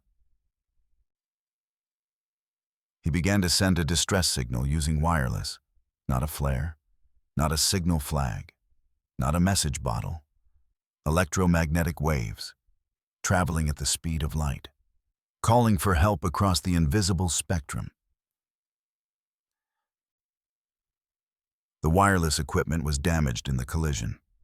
Binns had to make repairs first, working in the freezing darkness with his hands shaking from cold and adrenaline. He salvaged batteries from the flooded areas of the ship, reconnected broken wires, tested the transmitter. The signal was weak because the ship's main power was gone, but it worked. CQD. That was the distress call. CQ meaning CQ, attention all stations. D meaning distress, danger. CQD, the predecessor to SOS. Some people thought it stood for Come Quick Danger. It didn't. But on that foggy morning, it might as well have. Bin's weak signal managed to reach the Marconi wireless station at CS Consett on Nantucket, 60 miles away. The operator there was another Jack Irwin. He was working a solo midnight to 8 a.m. shift. Very few ships were scheduled to send reports, so Irwin had spent most of his shift quietly, reading and napping in a chair. But at 5:30 a.m., he heard faint signals and paused to listen. It flashed upon him in a second that there was a ship in distress. Jack Irwin's wireless station had much stronger signal strength than Bin's damaged equipment. Irwin immediately issued a call to all ships with which he was in communication, directing them toward the Republic. The French liner La Lorraine answered first. She was 180 miles away. Then came the response that mattered most. The White Star liner RMS Baltic, commanded by Captain J.B. Ranson, was only 64 miles from the collision site. The Baltic was inbound for New York from Liverpool, traveling in the same heavy fog at reduced speed. They had located the Nantucket lightship by submarine bell around midnight and had proceeded about 80 miles to the westward. At 7:15 Saturday morning, the Baltic's wireless operator came rushing up to Captain Ranson on the bridge. He didn't take time to write the message on the usual printed form. He had put it down on the first slip of paper he could lay his hands on. The Republic dangerously. Latitude 40 degrees 17 minutes north, longitude 70 degrees west. You can see from the wording of the message, from which some word like injured is apparently omitted after the word dangerously, in what urgent haste it was sent. Captain Ranson's first move was to throw the helm hard to starboard and make for the position of the Republic with all possible speed. They knew her latitude and longitude. Their job was to find her in the thickest kind of fog, 64 miles away, and the Republic was drifting. Meanwhile, on the Republic, Captain Sealby had ordered an evacuation. The ship was sinking slowly but steadily. Water was flooding into the engine and boiler rooms. The collision had breached the hull below the waterline. Although the Florida's bow was badly damaged, she was more seaworthy than the Republic. Sealby ordered all passengers and most of the crew transferred to the Florida. This took 4 hours of backbreaking rowing by the Republic's sailors, lifeboats shuttling back and forth in the fog and the cold. 461 passengers evacuated. Women, children, millionaires, all of them climbing down rope ladders into small boats, crossing the gap between the two damaged ships. Remarkably, there was no panic. The passengers behaved calmly. The crew worked efficiently, but it was exhausting, dangerous work. Once the Republic's passengers were aboard the Florida, Captain Raspini faced a new problem. He already had 850 earthquake refugees packed into his ship. Now he had 461 more people.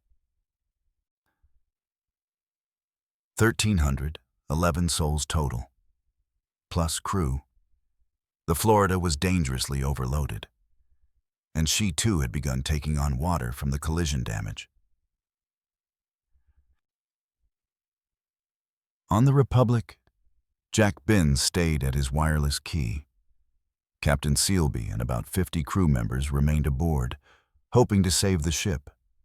And Binns kept sending messages, kept talking to Jack Irwin at Siasconset, kept communicating with the approaching rescue vessels. His hands froze. His cabin was destroyed. Water was rising. But he kept transmitting. Eventually, Binns was able to communicate directly with the Baltic. The Baltic's wireless operator was Henry J. Tattersall, assisted by Gilbert Balfour. These two men would stay at their wireless key for 52 hours straight. 52 hours, no sleep, little food, just endless streams of Morse code, coordinating the rescue, guiding the Baltic through the fog.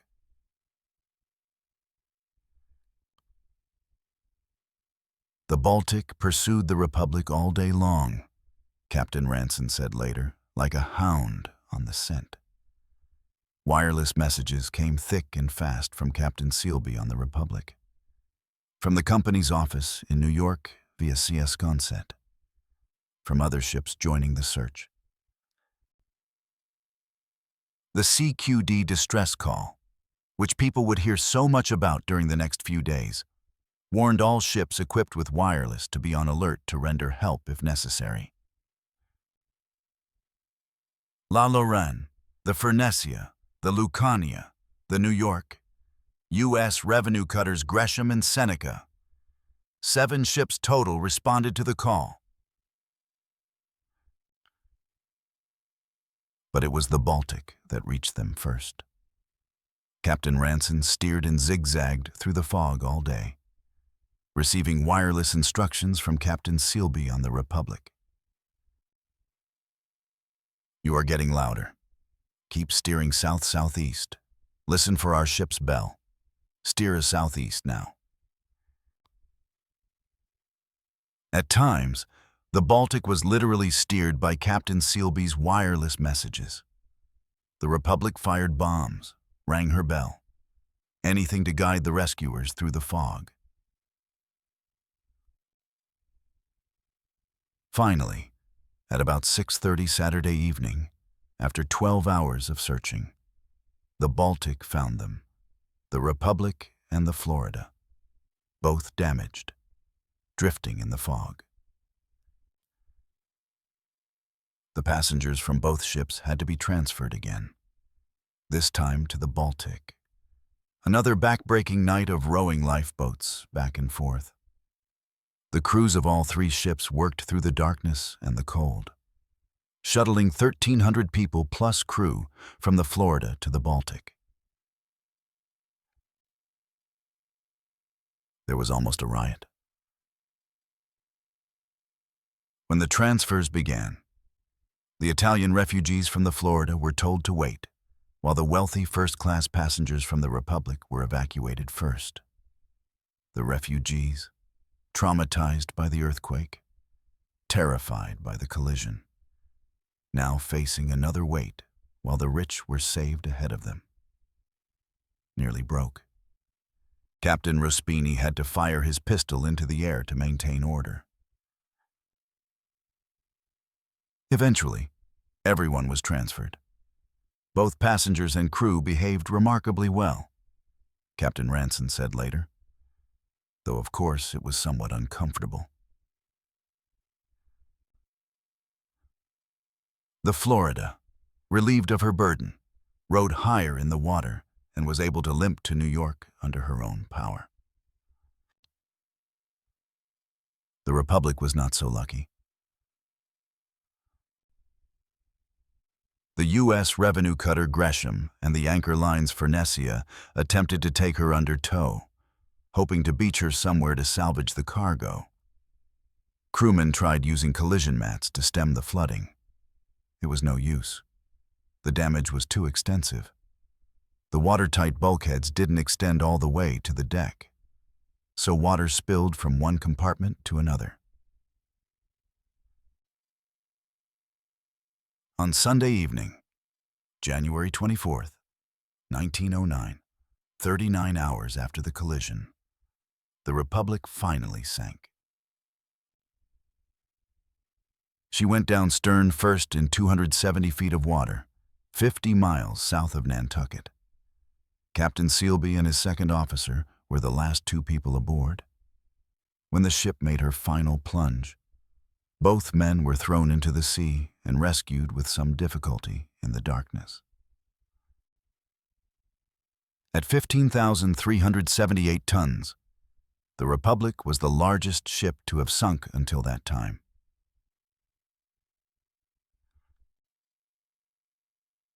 The Baltic sailed into New York on Monday afternoon, January 25th, with all the survivors. Captain Ranson had been on the bridge for 80 hours straight. Food was brought up to him. He couldn't sleep, didn't even try. When the ship docked, Jack Binns became an instant celebrity. The press called him CQD Binns. A ticker tape parade was held in his honor. He was offered contracts to perform on the vaudeville stage. He modestly declined, saying, "I'm no tin god. The stage is no place for me." But he was a hero.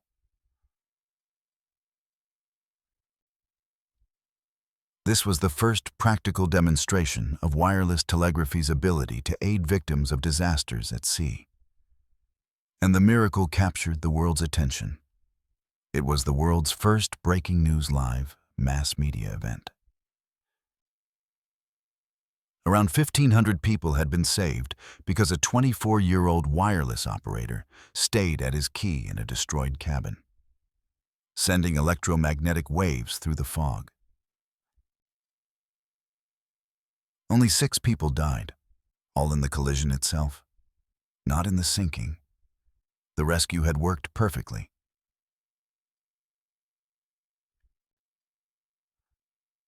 But there was a problem with that perfection.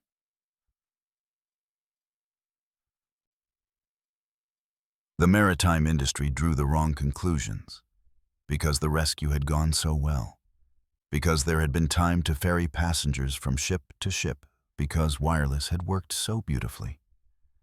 The industry decided that not much needed to change.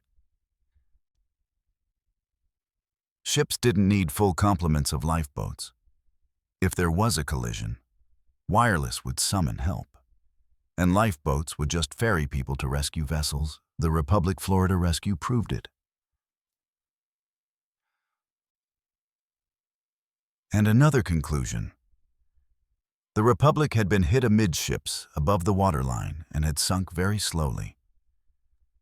39 hours slowly. Plenty of time. So there was no urgent need to redesign hulls to make them less vulnerable to side collisions. The watertight bulkheads that didn't extend to the deck had almost held. Almost was good enough. No formal investigation was ever held. The British Board of Trade said they had no power to compel witnesses from the Italian vessel Florida to testify, and any inquiry held without them would be prejudicial to the interests of the English vessel Republic. Legal actions were filed in U.S. District Court, but dragged on inconclusively. The Florida was arrested by a U.S. RMS Marshal and eventually sold at auction. That was it. No public inquiry, no examination of what had gone wrong, or what could be improved. Jack Binns continued working as a wireless operator until April 1912, when he was offered a new assignment. the maiden voyage of a brand new White Star liner, the largest ship in the world. But Binns had fallen in love with an American woman and decided to leave the sea. He declined the assignment and moved to the United States to begin a career in journalism. The job he turned down went to another wireless operator instead, Jack Phillips. The ship was the RMS Titanic.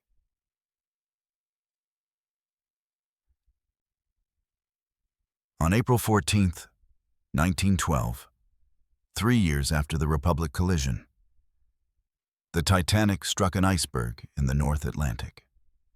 She sank in 2 hours and 40 minutes. 1,503 people died, the same number Jack Binns had helped save.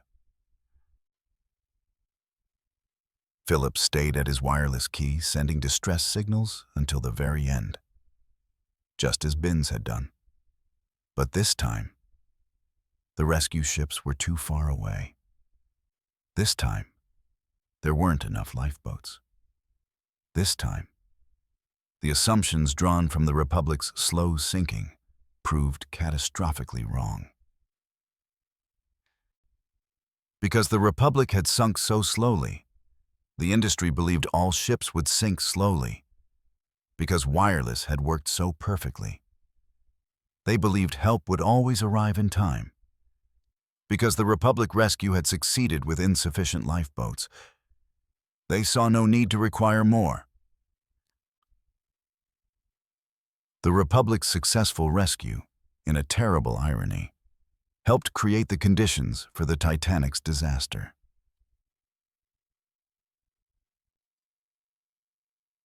But there's one more part of the Republic's story: the cargo. What was she carrying when she sank? The confirmed cargo included $265,000 in American gold coins. U.S. Navy payroll bound for Gibraltar to pay the Great White Fleet. That's documented in court records. But rumors have persisted for over a century about something more. According to some accounts, the Republic was also carrying $3 million in American gold eagle coins, a politically sensitive shipment bound for the Tsar of Russia. This was supposedly payment related to Russian state bonds sold in New York, connected to loans from France during the Russo-Japanese War. 5 tons of mint-condition $20 gold pieces, in today's values, potentially worth billions.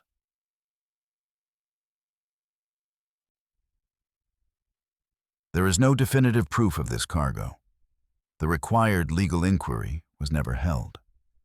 The Republic's manifest was never fully examined in public. But the rumors have never died, and they may explain why no formal investigation took place.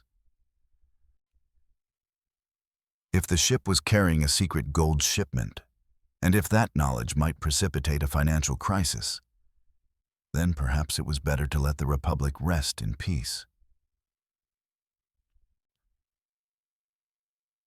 In 1981, treasure hunter Captain Martin Byrle found the wreck. It lies upright, roughly 50 miles south of Nantucket Island, in 270 feet of water. Byrle has spent decades researching the gold rumors, studying import-export figures, examining financial records from 1909. In 2011, his company was awarded legal title to the wreck and all her cargoes by the U.S. District Court in Boston. All future claims were barred. The legal battles over ownership are finished. But recovering the cargo, if it exists, would require removing thousands of tons of collapsed decks and debris. The technology exists today. The question is whether the gold is really there, and if it is, whether it's worth the cost and effort to recover it. The Republic keeps her secret still.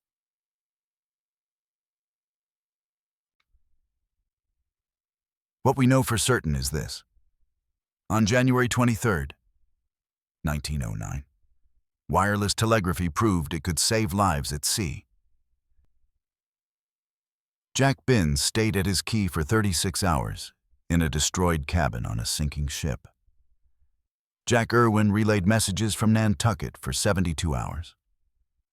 Henry Tattersall and Gilbert Balfour worked for 52 hours straight on the Baltic. 1,500 people were rescued because electromagnetic waves could travel through fog and darkness at the speed of light. But the lesson learned from the Republic's slow sinking was the wrong lesson. Ships didn't need more lifeboats. Hulls didn't need better watertight compartments. Wireless would always save the day. And 3 years later, on an April night in the North Atlantic, the wireless operator on the Titanic sent the same distress call Jack Binns had pioneered. CQD, come quick, danger. But this time, the ships were too far away. This time, the icy water killed people in minutes. This time, the insufficient lifeboats meant 1,500 deaths instead of 1,500 rescues.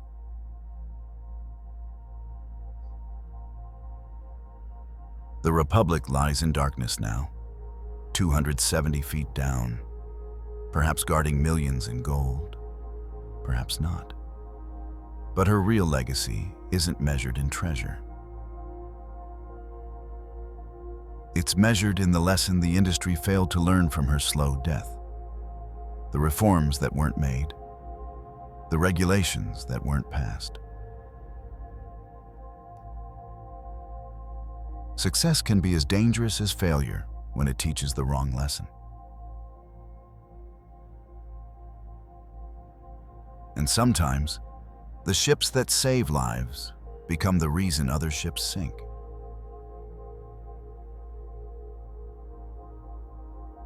2 years after the Republic's successful rescue, the White Star Line launched a ship that would rewrite every assumption the maritime industry had made about size, luxury, and safety. October 20th, 1910, Belfast, Ireland, the Harland and Wolff shipyard. The largest slipways ever constructed, massive steel gantries towering over 200 feet high, and between them, lying side by side, 2 ships that would dwarf everything humanity had ever built. The first was nearly complete, 882 feet long, 45,324 tons. Her hull painted light gray for the photographers, a common practice for the lead ship of a new class. White Star Line tradition dictated no christening, no champagne bottle, no naming ceremony, just the hull, the slipway, and physics. At 11:07 in the morning, the restraints were released. 20,600 tons of steel began to move. The crowd held its breath. Engineers had calculated everything: the angle, the drag chains, the water displacement. But calculation and reality don't always agree. The hull accelerated smoothly down the ways. No hesitation, no catching. 62 seconds from the moment she started moving until she floated free in Belfast Lough. 1 minute and 2 seconds. The largest moving object in the world had just entered the water. Officials stared in amazement at how easily, how rapidly she slid into the water. As the great hull settled and floated, it slowly revealed the second ship still on the adjacent slipway. Smaller, not yet complete, but destined to become more famous than her older sister could ever imagine. The first ship was RMS Olympic. The second was Titanic.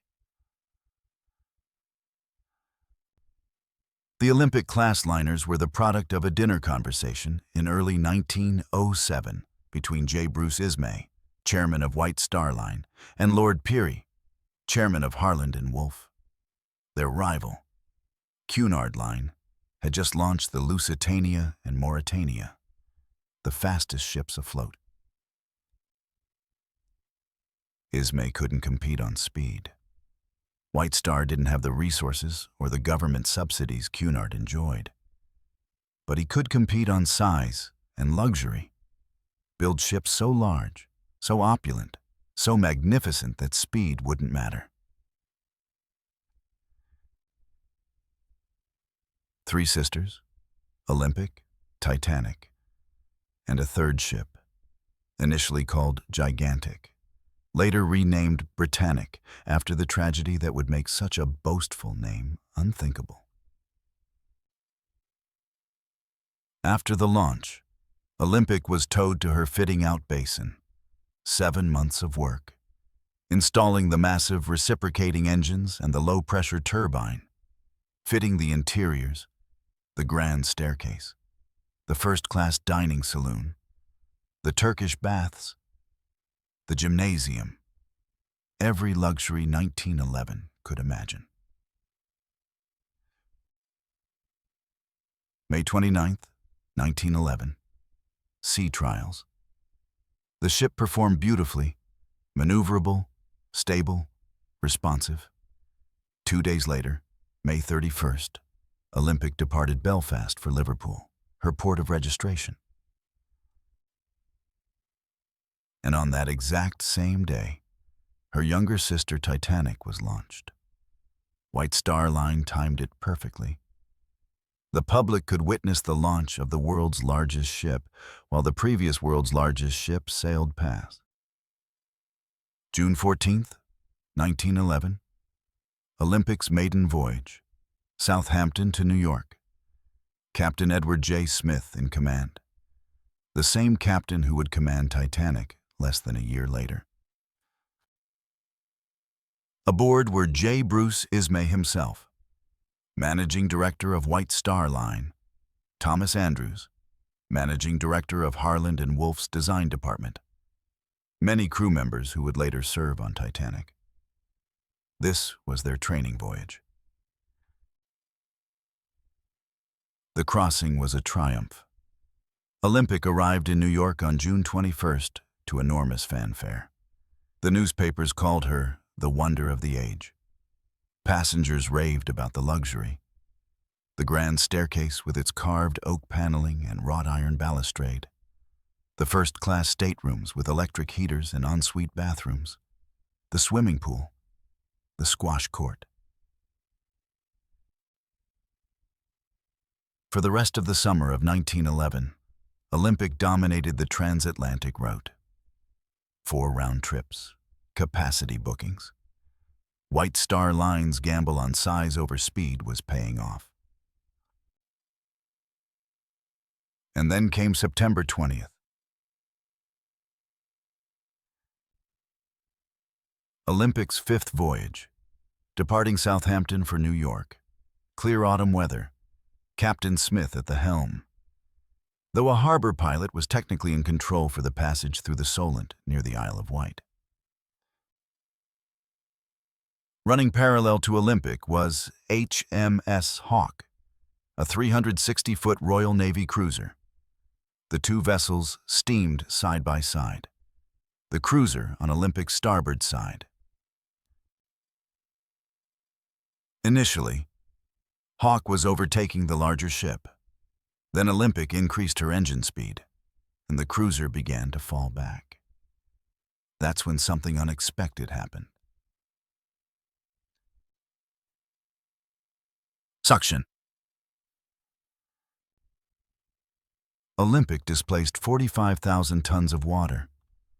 When a ship that large moves through water, it creates pressure waves, currents, eddies. The water has to go somewhere.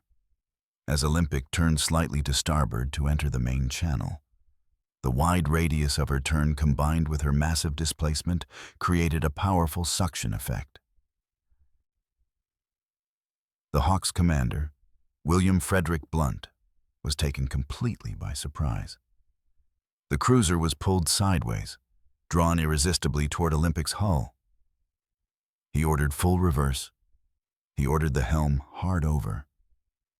Nothing worked. Hawk's bow, which had been specifically designed as a ram for sinking ships by collision, struck Olympic's starboard side just beneath the aft well deck near the stern. The ram bow thrust 8 feet into Olympic's hull, tearing 2 large holes, one above the waterline, one below, a 40-foot gash.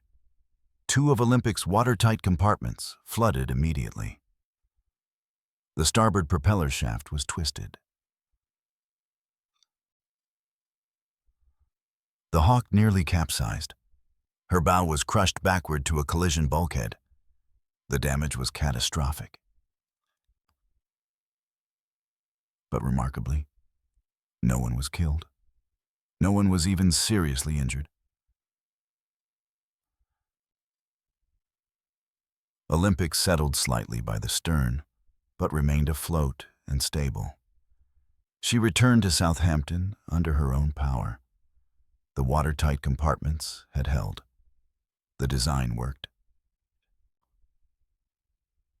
2 weeks of temporary patches at Southampton. Then Olympic sailed back to Belfast for permanent repairs. 6 weeks out of service. Harland and Wolff had to take parts from Titanic, still under construction, to fix Olympic, including the damaged propeller shaft, which was replaced with one intended for Titanic. This delayed Titanic's completion. Her maiden voyage was pushed from March 20th to April 10th, 1912. A Royal Navy inquiry cleared the Hawk of any fault. An Admiralty court ruled Olympic solely responsible. The theory was that Olympic's enormous displacement had generated suction that pulled Hawk into her side. White Star Line complained publicly, but had to pay compensation. But privately, White Star executives saw the collision as proof of something wonderful. Olympic had been rammed by a warship designed specifically to sink other ships by ramming them. And Olympic had survived, barely even listed, returned to port under her own power. Surely this proved the Olympic-class liners were unsinkable. By November 20th, Olympic was back in service. She made several more successful crossings through the winter. On February 24th, 1912, she lost a propeller blade on an eastbound voyage and had to return to Belfast again for repairs. More delays to Titanic's schedule. April 10th, 1912. Titanic finally departed Southampton on her maiden voyage. Olympic departed New York on April 13th, heading back to Southampton. The two sisters were crossing the Atlantic in opposite directions. They would pass within sight of each other. Except they never did.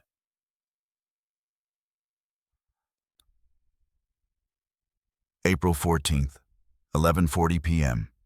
Ship's time. Olympic's wireless operator, Ernest James Moore, received a faint signal. Distance made it weak, barely readable through the static. CQD, Titanic. Struck iceberg. Require immediate assistance. Captain Herbert James Haddock, now in command of Olympic, calculated the position. 500 nautical miles. Too far. Much too far. But he ordered course changed immediately. Full speed, every boiler lit. Olympic's engines. the same design as Titanic's, pushed the ship to her maximum. For hours, Olympic raced through the night. Wireless messages flew back and forth, Titanic's signals growing weaker, other ships responding. Carpathia, only 58 miles away, racing to the scene.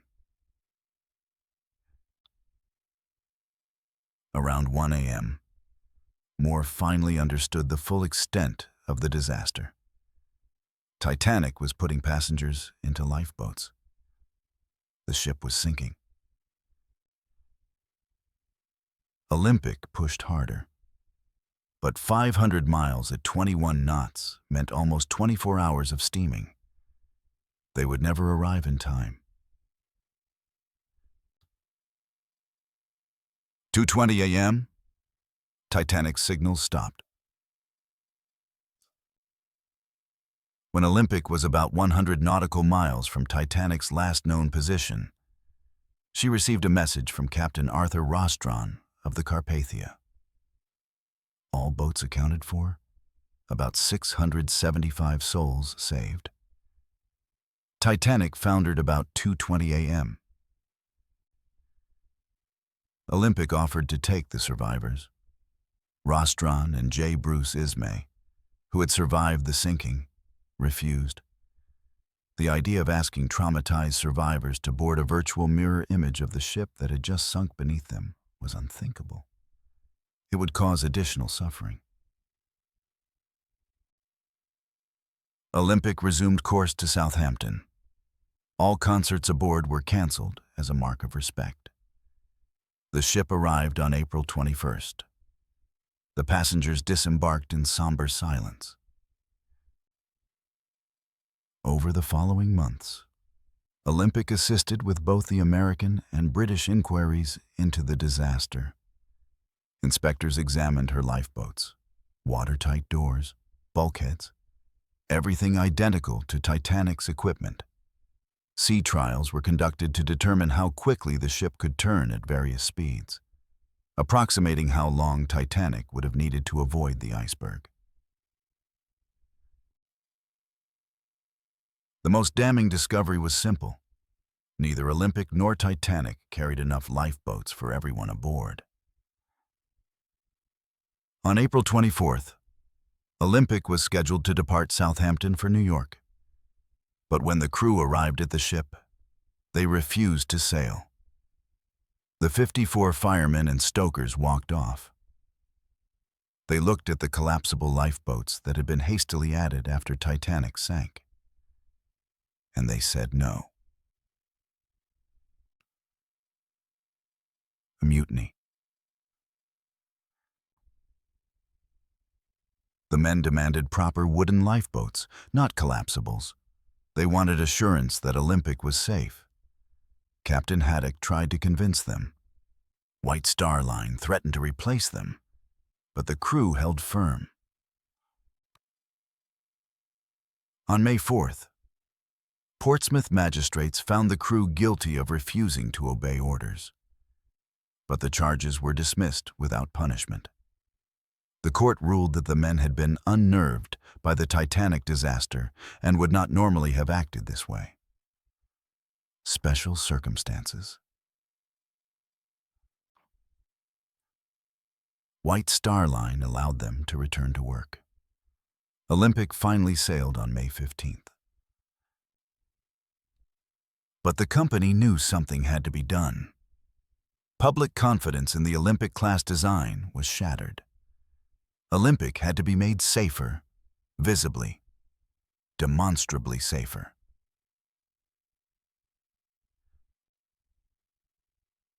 October 9th, 1912. Olympic was withdrawn from service and returned to Belfast. For 6 months, Harland and Wolff rebuilt her. The number of lifeboats was increased from 20 to 68, enough for everyone aboard with room to spare. Extra davits were installed along the boat deck. An inner watertight skin was constructed in the boiler and engine rooms. creating a double hull. If the outer hull was breached, the inner skin would hold. 5 of the watertight bulkheads were extended from E deck all the way up to B deck. This corrected the fatal flaw that had doomed Titanic. When Titanic's forward compartments flooded, water spilled over the tops of the bulkheads into subsequent compartments, with the bulkheads raised to B deck. This couldn't happen. The modifications increased Olympic's gross tonnage to 46,439 tons, 111 tons more than Titanic. She briefly regained the title of world's largest ocean liner. April 2nd, 1913, Olympic returned to service. White Star Line marketed her as the new Olympic, advertising her improved safety features prominently. Passengers who had been nervous about sailing on Titanic's sister ship began booking again. For a year, Olympic operated successfully. Then in August 1914, the world changed.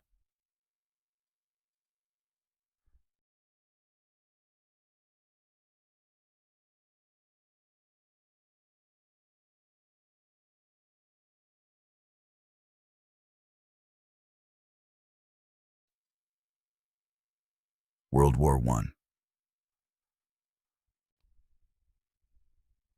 Initially, Olympic continued commercial service under Captain Haddock. As a wartime measure, she was painted gray, portholes were blocked, deck lights turned off to make her less visible to submarines. The schedule changed to terminate at Liverpool, then Glasgow, rather than Southampton. The first wartime voyages were packed with Americans desperate to return home from Europe. But eastbound bookings fell sharply. German U-boats were prowling the Atlantic. By mid-October 1914, White Star decided to withdraw Olympic from service temporarily. On October 27th, while returning from New York, Olympic received a distress call. HMS Audacious, a British battleship, had struck a mine off Tory Island, Ireland. Olympic rushed to the scene and rescued 250 of the 900 crew members. Other warships picked up the rest. Only 2 sailors died. Olympic attempted to take the battleship under tow, but the damage was too severe. Audacious sank. When Olympic anchored, her passengers were held aboard and forced to swear to secrecy about the sinking. The Royal Navy didn't want Germany to know they'd lost a battleship. In September 1915, Olympic was formally requisitioned by the British government for use as a troop ship. She was designated HMT Olympic, His Majesty's Transport Olympic. She was painted in dazzle camouflage, an extraordinary pattern of geometric shapes in contrasting colors designed to confuse enemy submarines trying to estimate her speed, direction, and distance. From certain angles, she looked like multiple ships or like she was moving in the opposite direction. Captain Haddock couldn't be released from other wartime duties, so command passed to Captain Bertram Hayes. For nearly 4 years, Olympic ferried troops across the Atlantic. Canadian soldiers, American soldiers after the United States entered the war in 1917. Thousands of men packed into spaces designed for luxury passengers. The grand staircase, the swimming pool, the Turkish baths, all converted to troop quarters. She made solo Atlantic crossings, her speed her best defense against submarines. U-boats typically traveled at 7 to 8 knots submerged. Olympic could outrun them at 21 knots. On February 23, 1916, while in the eastern Mediterranean, Olympic was attacked by a German U-boat. The torpedo missed. Olympic escaped undamaged. On February 28, 1918, another attack. This time gunfire from a surfaced submarine. Again, Olympic escaped. And then came May 12, 1918.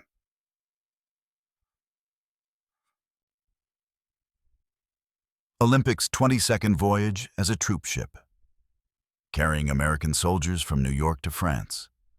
Early morning, English Channel, latitude 49 degrees 16 minutes north, longitude 4 degrees 51 minutes west. A lookout spotted something, 1,600 feet ahead, a submarine surfacing. SMU 103, a German Type U-57 submarine. She had surfaced to attack with her stern torpedo tubes. But the crew couldn't flood the torpedo tubes. The valves stuck. The submarine was stuck on the surface, vulnerable. Captain Hayes saw his opportunity instantly. Olympic's gunners opened fire, and Hayes ordered the helm hard over. Olympic turned to ram. U-103's commander ordered an emergency crash dive.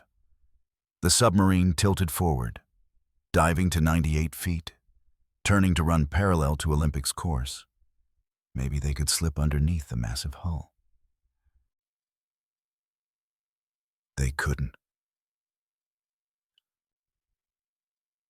Olympic's port propeller, 24 feet in diameter, spinning at 75 revolutions per minute, sliced through U-103's pressure hull just aft of the conning tower. The impact was violent, metal screaming against metal. The propeller blade cutting through the submarine's steel plating like it was paper.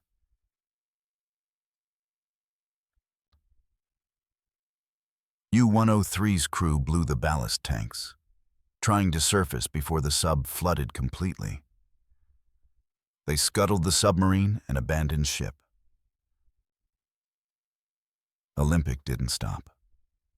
Hayes ordered the ship to continue to Cherbourg. They were carrying thousands of troops.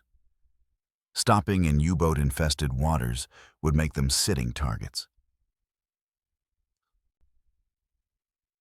The destroyer, SS Davis, about a mile away, saw a distress flare.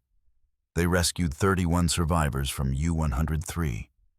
9 German crew members had died in the collision or drowned. Olympic returned to Southampton with dented hull plates and her bow twisted to one side. But she wasn't breached. The double hull had held. It was later discovered during repairs that Olympic had been hit by a torpedo that failed to detonate. A dent below the waterline with a crack at the center. Historians believe it was fired by SMU 53 on September 4th, 1918. The faulty torpedo had struck but hadn't exploded. Olympic was the only passenger liner to ram and sink a German U-boat during World War I. Captain Hayes was awarded the Distinguished Service Order. American soldiers on board paid for a plaque to be placed in one of Olympic's lounges. It read, "This tablet presented by the 59th Regiment, United States Infantry, commemorates the sinking of the German submarine U-103 by Olympic on May 12, 1918. During the war, Olympic carried 201,000 troops and other personnel. She burned 347,000 tons of coal. She traveled 184,000 miles. Her war service earned her a nickname, Old Reliable.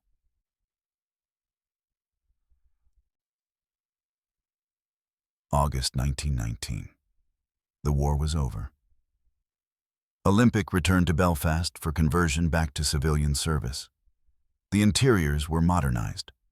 The boilers were converted from coal to oil, reducing refueling time from days to 5 or 6 hours.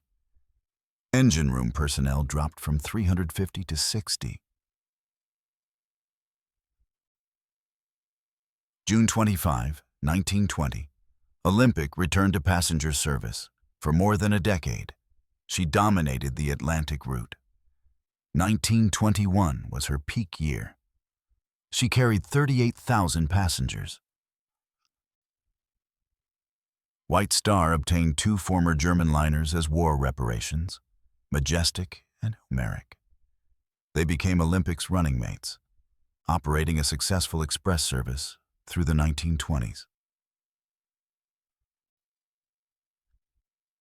But by 1930, everything changed again. The Great Depression hit.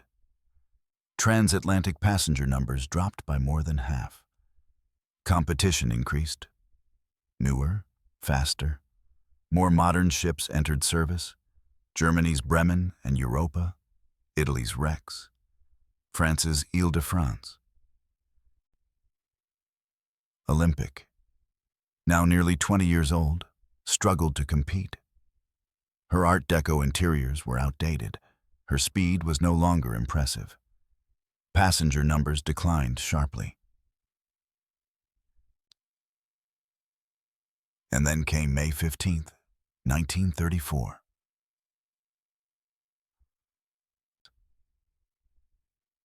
Heavy fog. English Channel approaches. Olympic was heading to New York under Captain John Binks. She was traveling at 20 knots, then reduced to 16, then 12 as the fog thickened.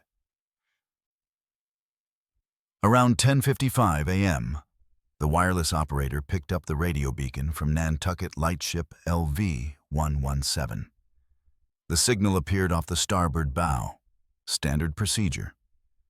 The lightship marked the approach to the western transatlantic shipping lanes, 42 miles south-southeast of Nantucket Island. Captain Binks ordered the course changed 10 degrees to port to pass clear of the lightship. Speed reduced to 10 knots. The wireless operator tried to contact the lightship to confirm her exact position. No response. But they could still hear the fog signals. What Binks didn't know was that Olympic was riding the radio beam too closely. The ship was heading directly toward the lightship, not past her. 11:05 a.m. The lightship appeared out of the fog, 500 feet ahead. Binks ordered full speed astern. Too late. Olympic, 46,000 tons, 882 feet long, struck the 630-ton lightship broadside. The lightship was 75 times smaller than Olympic. The collision cut her in two. She sank within minutes. Olympic's crew immediately lowered lifeboats.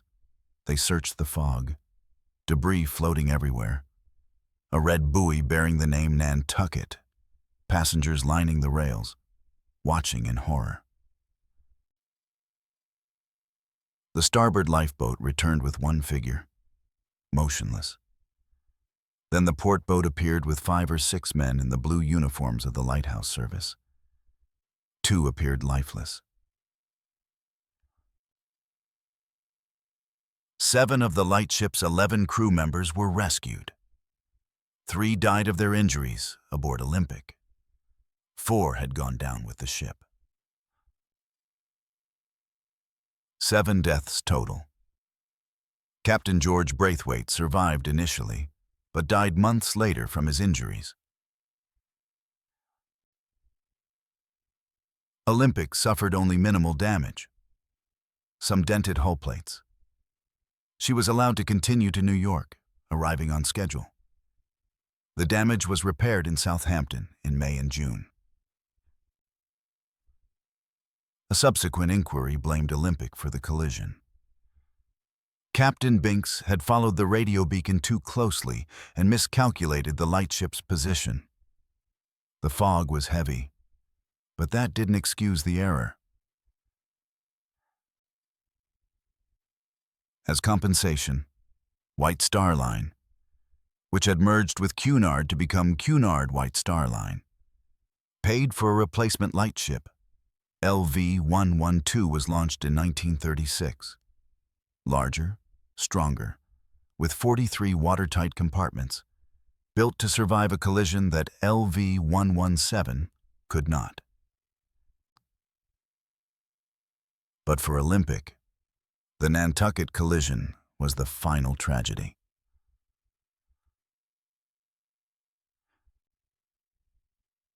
April 12, 1935. After 24 years of service, Olympic was withdrawn from passenger service. She was sold for scrap.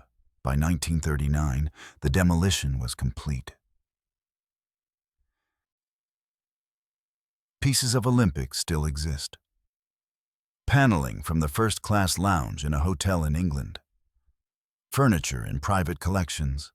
The grand staircase, identical to Titanic's, was purchased and preserved. But the ship herself is gone.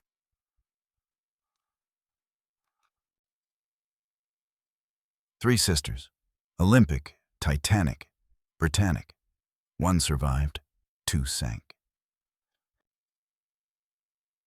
Titanic struck an iceberg on her maiden voyage and sank in 2 hours, 40 minutes. 1,503 people died.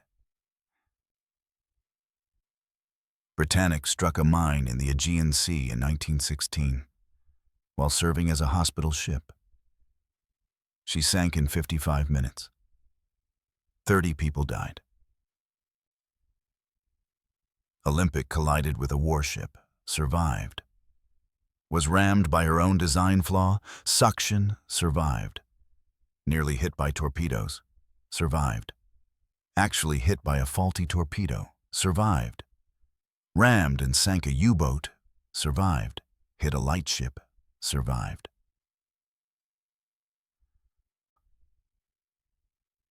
"24 years, 257 round-trip crossings, 491,000 passengers carried, 1.8 million nautical miles traveled."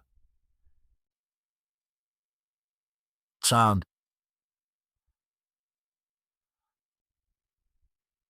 The irony is profound. Olympic, the ship that survived everything, proved the design was sound.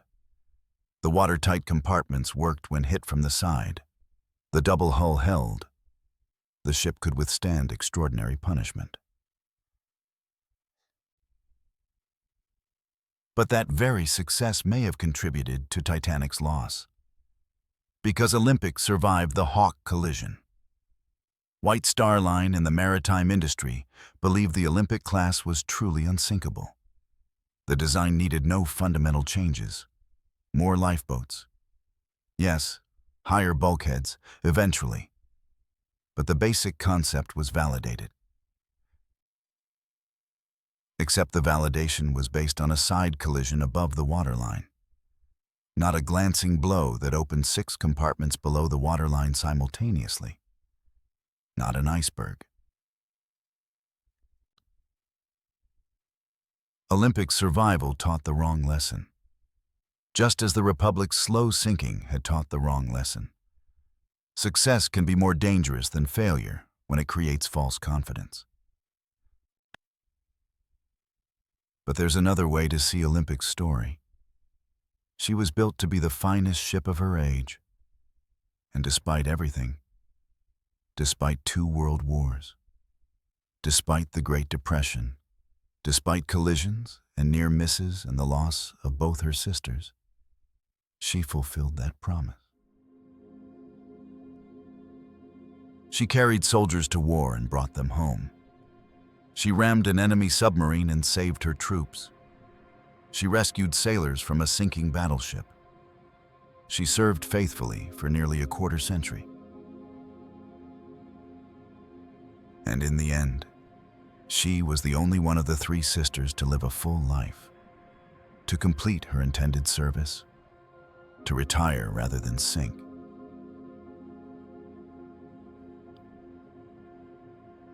Titanic became famous because she failed. Britannic became a footnote because she barely existed. But Olympic became old reliable because she endured. The ship that was supposed to prove the design worked, proved instead that survival requires more than good engineering. It requires luck, timing, and the humble recognition that the ocean always has the final word.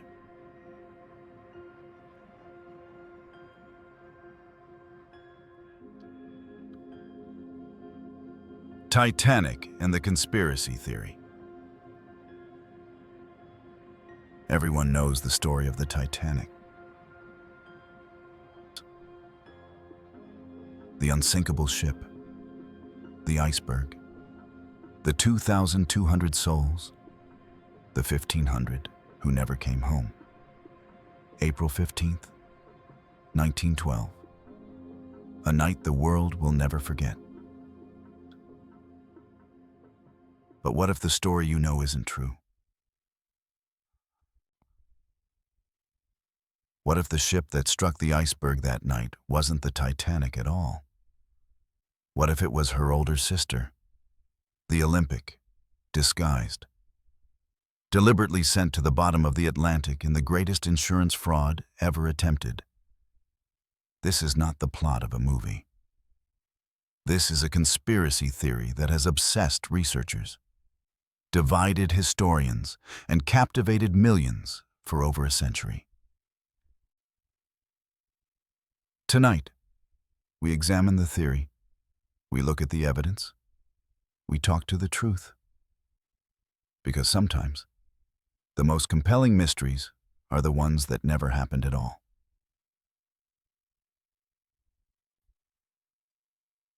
The theory begins not with the Titanic, but with her older sister.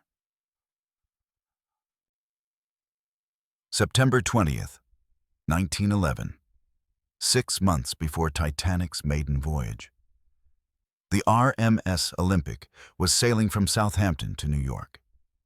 She was the pride of the White Star Line, the largest ship in the world.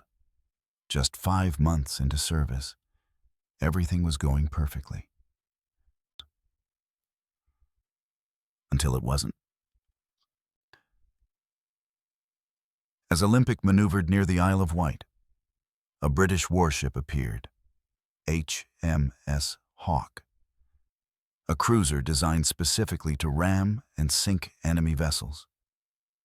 Its bow, a massive steel ram, built to punch through hulls. The two ships came too close. The Hawke's ram tore into Olympic's starboard side, ripped 2 holes, above and below the waterline, a 40-foot gash. 2 watertight compartments flooded. A propeller shaft twisted. No one died. Olympic limped back to Southampton and then to Belfast for repairs. But here's where the conspiracy theorists say everything changed. The Royal Navy inquiry blamed Olympic, said her massive size created a suction effect, pulled the Hawke into her. White Star's insurers, Lloyd's of London, refused to pay. The White Star Line would have to cover the repairs themselves. And the repairs were expensive. 6 weeks in the shipyard, parts taken from Titanic, which was still under construction. Titanic's maiden voyage delayed from March 20th to April 10th. The White Star Line was bleeding money. Olympic out of service, Titanic delayed. No revenue coming in, just expenses piling up. According to the conspiracy, this is when someone had an idea, a terrible, brilliant, catastrophic idea. The man who popularized this theory was a British author named Robin Gardner. Born in 1947, lived most of his life in Oxford, worked as a plasterer, became fascinated with the Titanic. In 1995, he co-authored a book called The Riddle of the Titanic. Then in 1998, he published his own book, Titanic: The Ship That Never Sank? Gardner's theory was elaborate, meticulous, and to many people, utterly convincing. He claimed that between October 1911 and March 1912, while both ships were at the Harland and Wolff shipyard in Belfast, the White Star Line switched them. The damaged Olympic was patched up, painted to look like Titanic, given Titanic's name. Meanwhile, the real Titanic, nearly complete, was quietly finished and entered service as Olympic.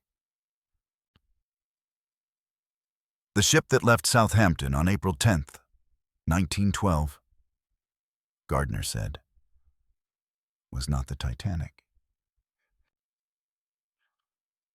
It was the damaged Olympic sailing under false colors. The plan, according to the theory, was to sink her, deliberately, slowly, opening seacocks to flood the ship gradually, giving everyone time to evacuate. Other White Star ships would be nearby, ready to rescue all passengers. Everyone would be saved. The ship would go down, and White Star would collect $5 million in insurance money for a ship that only cost them repair bills. But something went catastrophically wrong.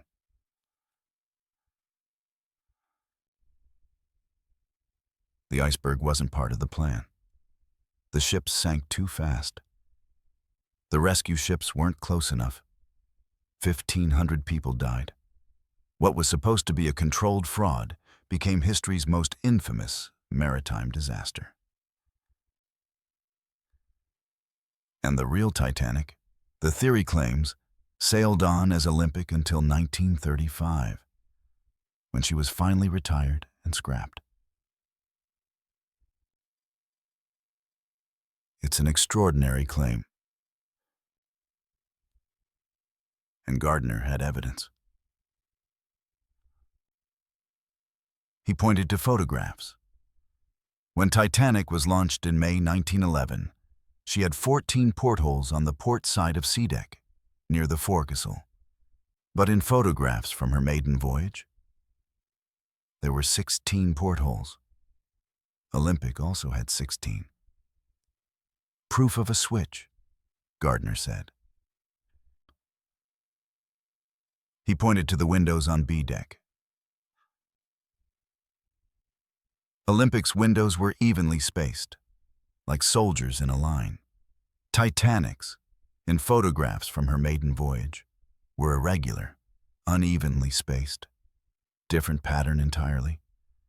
But when Titanic was launched, her windows were even, just like Olympic's. Something changed. Gardner said, they switched the ships. He pointed to survivor testimony. Several passengers, including a man named Lawrence Beasley, noted that Titanic had a slight list to port, a lean to the left.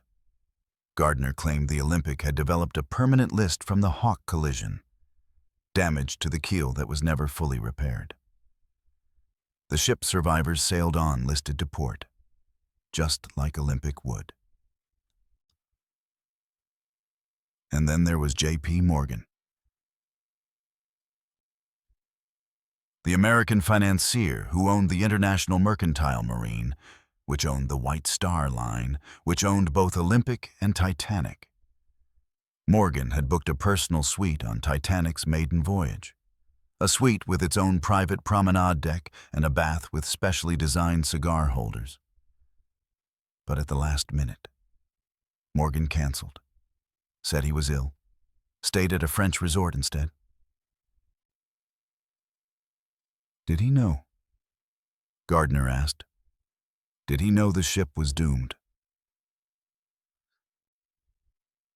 The theory spread. Books, documentaries, internet forums, YouTube videos with millions of views. People compared photographs side by side, counted portholes, measured window spacing, found patterns, connections, clues. To many, the evidence seemed overwhelming. The Titanic, they believed, never sank at all.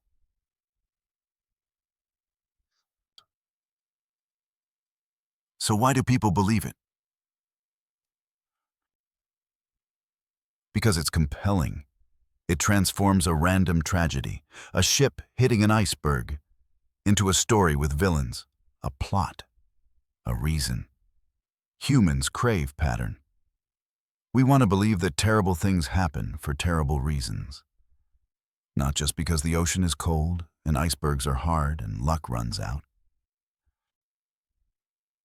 The theory also taps into distrust. Distrust of corporations. Distrust of the wealthy. Distrust of official stories. The White Star Line was owned by J.P. Morgan, one of the richest men in the world. If anyone could pull off a conspiracy this massive, it would be him. And the internet, beautiful, terrible internet, allows these theories to spread, to find audiences, to feel like forbidden knowledge that only the clever, only the awakened can see. But here's the problem. The theory is wrong, completely, thoroughly, demonstrably wrong. Let's start with the most obvious problem, the money.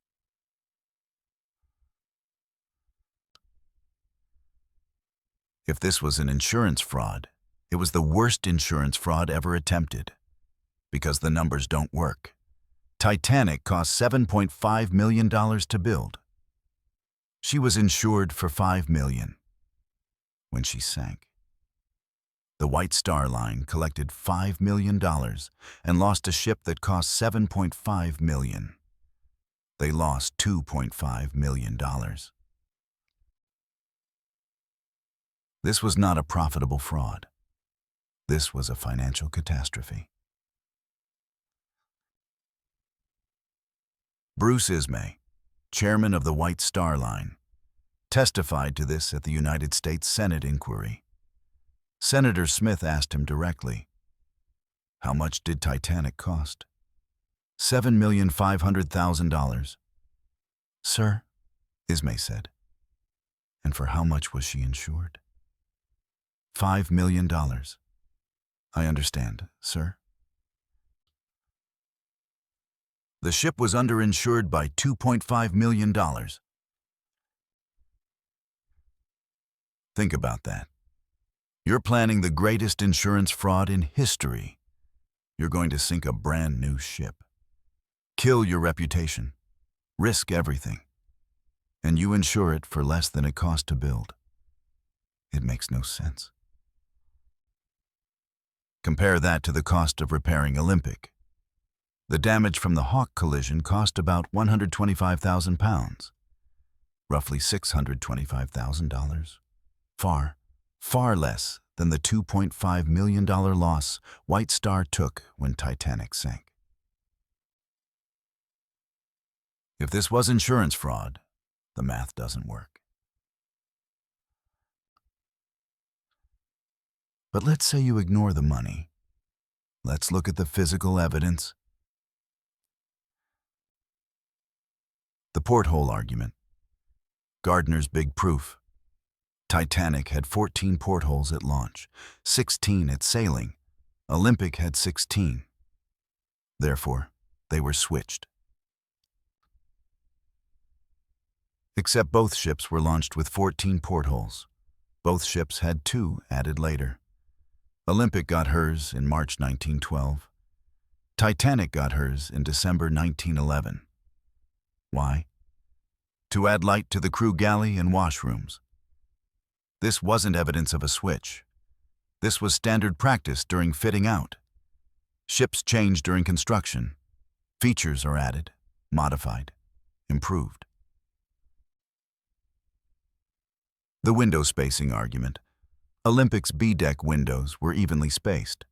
Titanic's were irregular. But this wasn't because they were different ships. It was because they had different interiors. Olympic had a full-length enclosed promenade on B-deck. Passengers barely used it. So when Titanic was built, designer Thomas Andrews changed the layout. He extended the first-class cabins outward, created private promenades for the luxury suites, added a new restaurant called the Café Parisien, enlarged the a la carte restaurant. These changes meant the windows had to be repositioned. Olympic kept her even spacing because her interior never changed. Titanic's windows were irregular because her interior was completely different. And the Café Parisien, that elegant French-style restaurant with green ivy climbing white trellises, existed only on Titanic. It was never on Olympic. If you switch the ships, where did it come from? The list to port argument. Some survivors mentioned Titanic leaned slightly to the left. Gardner said this proved it was the damaged Olympic. But ships lean for many reasons: cargo distribution, ballast, fuel consumption. A slight list is normal, not proof of hidden damage. And if Olympic had permanent structural damage from the Hawk collision, damage so severe they needed to switch ships, how did she sail successfully for another 24 years after Titanic sank? How did she ram and sink a German submarine in World War I? How did she carry 201,000 troops? How did she survive everything the ocean threw at her and retire peacefully in 1935? Damaged ships don't do that. But let's say you still believe. Let's look at the logistics. To switch 2 ships this size, you would need to swap thousands of components. Every piece of furniture, every carpet, every light fixture, every piece of paneling, all labeled with hull numbers. Olympic was 400. Titanic was 401.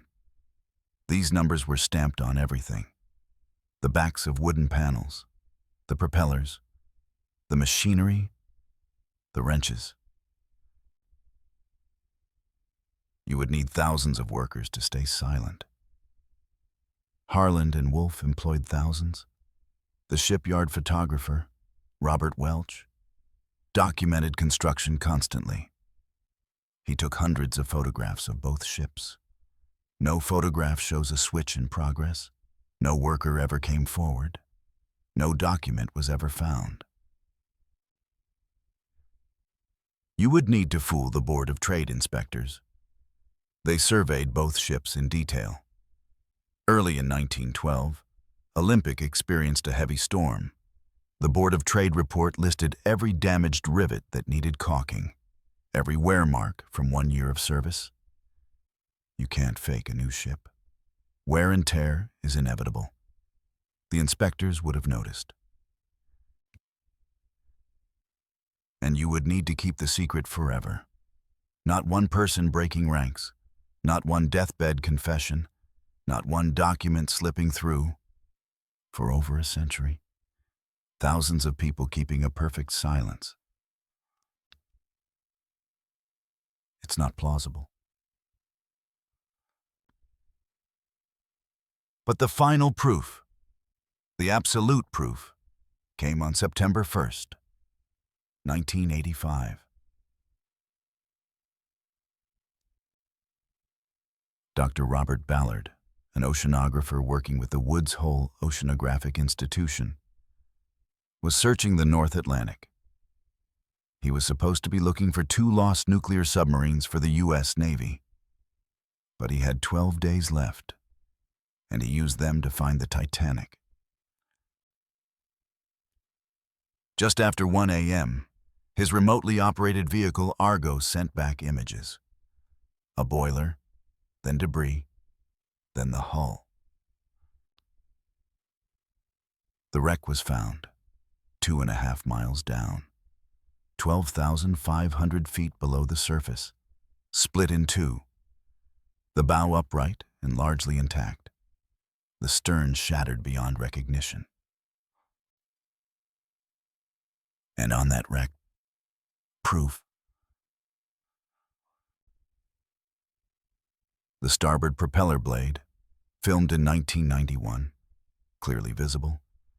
The number 401, Titanic's yard number, stamped into the bronze. The helm indicator from the aft bridge, number 401. Wrenches recovered from the debris field, number 401. The backs of wooden paneling, number 401. In 1998, a massive section of the hull was recovered. 26 feet by 12 feet, 15 tons of steel, called the big piece. And that piece had something Olympic never had, an extra porthole, placed exactly where Titanic's plans showed it, for a toilet that was added during construction. The big piece matches Titanic's plans perfectly. It doesn't match Olympic's. The wreck is Titanic, not Olympic. Titanic. And when Olympic was scrapped between 1935 and 1937, her fittings were sold. Her wood paneling ended up in hotels and restaurants. Every single piece was stamped with the number 400, Olympic's number. If the switch had happened, these would say 401. They don't. Maritime historians have written entire books debunking the conspiracy. Steve Hall and Bruce Beveridge published Olympic and Titanic: The Truth Behind the Conspiracy. Mark Chirnside wrote a dissertation called Olympic and Titanic – An Analysis of the Robin Gardner Conspiracy Theory. They went through every claim, every photograph, every piece of evidence, and found it all wanting. Historian Gareth Russell called the theory, quote, so painfully ridiculous that one can only lament the thousands of trees which lost their lives to provide the paper on which it has been articulated, end quote. Paul Burns, curator at the Titanic Museum, said simply, quote, it just doesn't make any sense, end quote. Not one credible Titanic historian, not one maritime expert, not one shipwreck explorer supports the theory. It has been universally dismissed by every peer-recognized researcher in the field. So why does the conspiracy persist? Because people want mystery. They want secrets.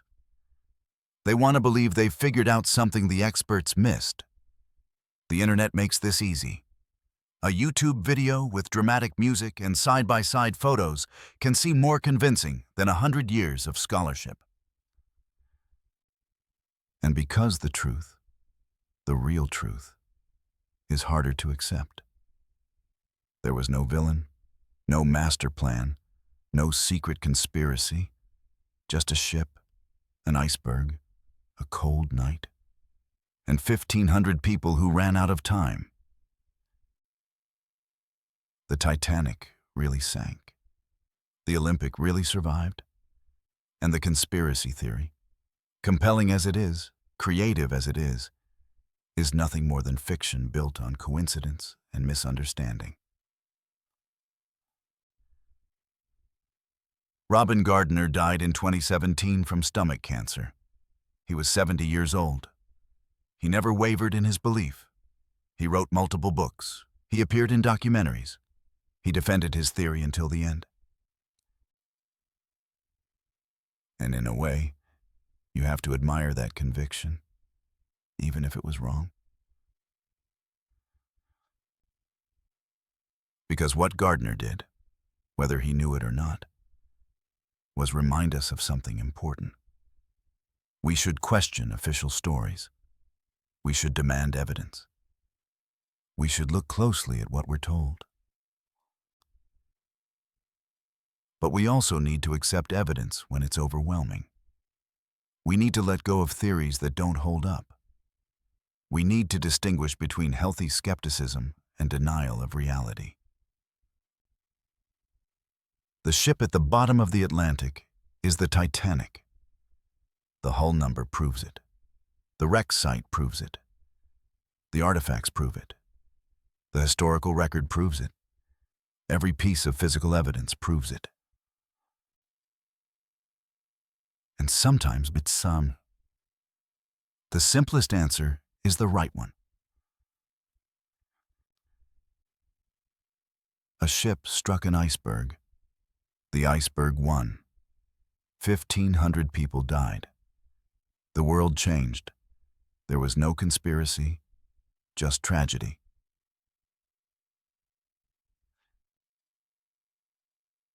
But the conspiracy theory itself tells us something true about human nature. We want patterns. We want meaning. We want to believe that chaos has reasons. And when faced with a disaster so massive, so random, so cruel, sometimes it's easier to believe in a villain than to accept that the universe simply doesn't care. The Titanic sank because physics is unforgiving, because ice is harder than steel, because the ocean is vast and cold and indifferent to human ambition. Not because anyone planned it.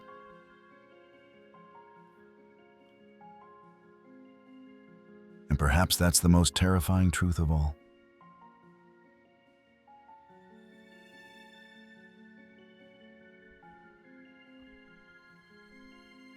We've talked about the ships, Olympic's survival, Titanic's loss, the conspiracy that never was. But what about the company that built them? What about the White Star Line itself? What happened when the stars fell? October 24th, 1929.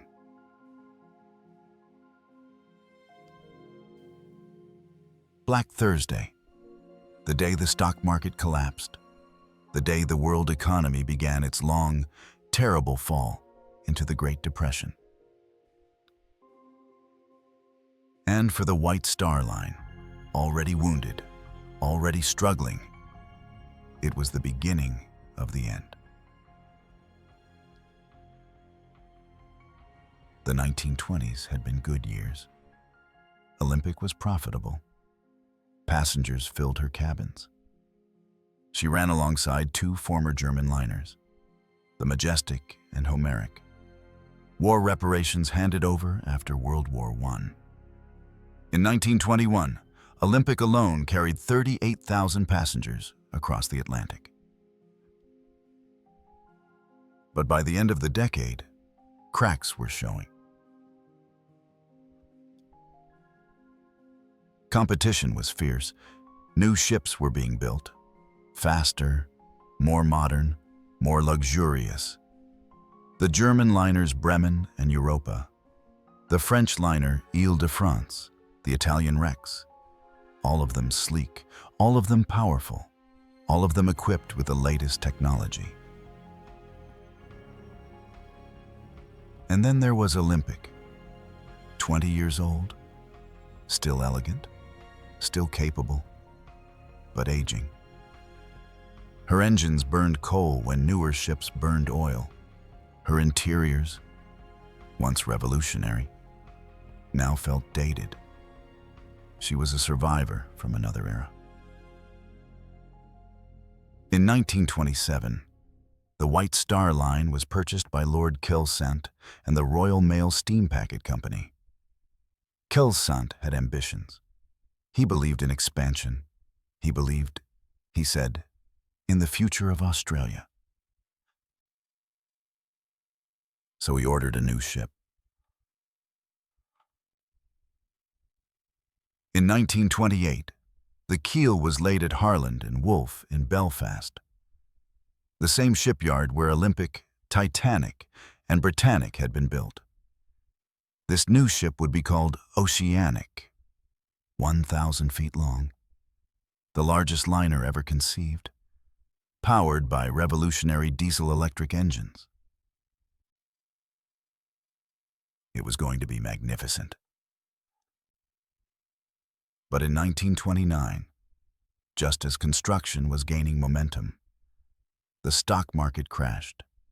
Money evaporated. Credit dried up. Work on Oceanic slowed, then stopped entirely. The keel sat on the slipway, rusting, unfinished. A monument to ambition that arrived too late. The steel was eventually dismantled and used to build other ships. The name Oceanic was never used. The dream died on the slipway. And then the Depression hit in full force.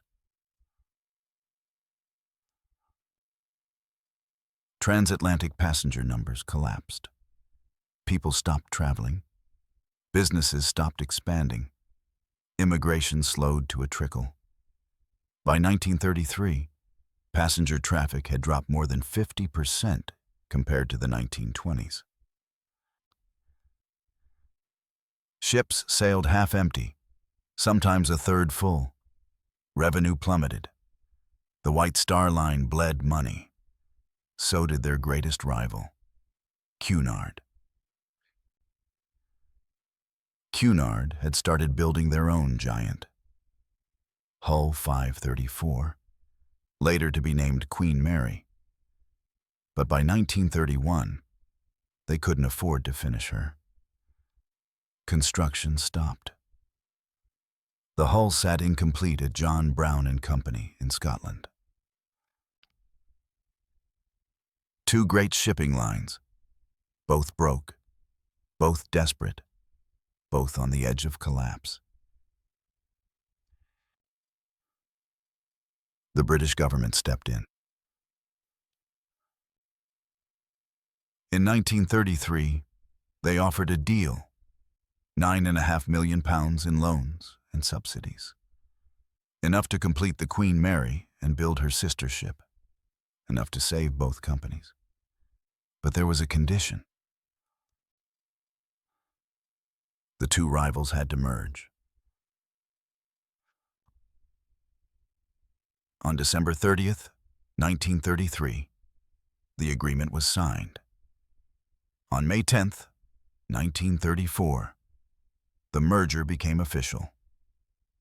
Cunard White Star Limited, a forced marriage of competitors. Cunard contributed 15 ships. White Star contributed 10. But Cunard was in better financial shape. They held 62% of the new company. White Star's creditors held 38%. In practical terms, Cunard had won. White Star was being absorbed. Almost immediately, White Star ships began disappearing. The Majestic, the former German liner Bismarck, one of White Star's largest ships, was laid up, too expensive to run. In 1936, She caught fire while being used as a training ship and was scrapped. The Homeric was sold for scrap in 1935. And Olympic, the last survivor of the Olympic class, the ship that had endured everything, was withdrawn from service on April 12, 1935. 24 years of service, 257 round-trip crossings, 491,000 passengers carried, 1.8 million nautical miles traveled. She had survived a warship collision, 2 world wars, a U-boat ramming, a lightship collision, and more Atlantic crossings than almost any liner in history. But she was old, and in the new merged fleet, there was no room for sentiment. She was sold to Thomas Ward and Company for scrap. The price was £40,000, a fraction of what she cost to build. She was towed to Jarrow on the River Tyne, and there, over the next 2 years, she was slowly dismantled. Her steel was cut apart and melted down. Her engines were removed and sold. Her fittings were auctioned off. Wood paneling from her first-class lounge ended up in the White Swan Hotel in Alnwick, Northumberland. It's still there today. Other pieces went to restaurants, pubs, private collections. By 1937, the Olympic was gone. Weeks after Olympic's final demolition, on October 17, 1937, J. Bruce Ismay died in London. He was 74 years old. He had resigned from White Star shortly after the Titanic disaster in 1912, but remained involved with the International Mercantile Marine until 1916.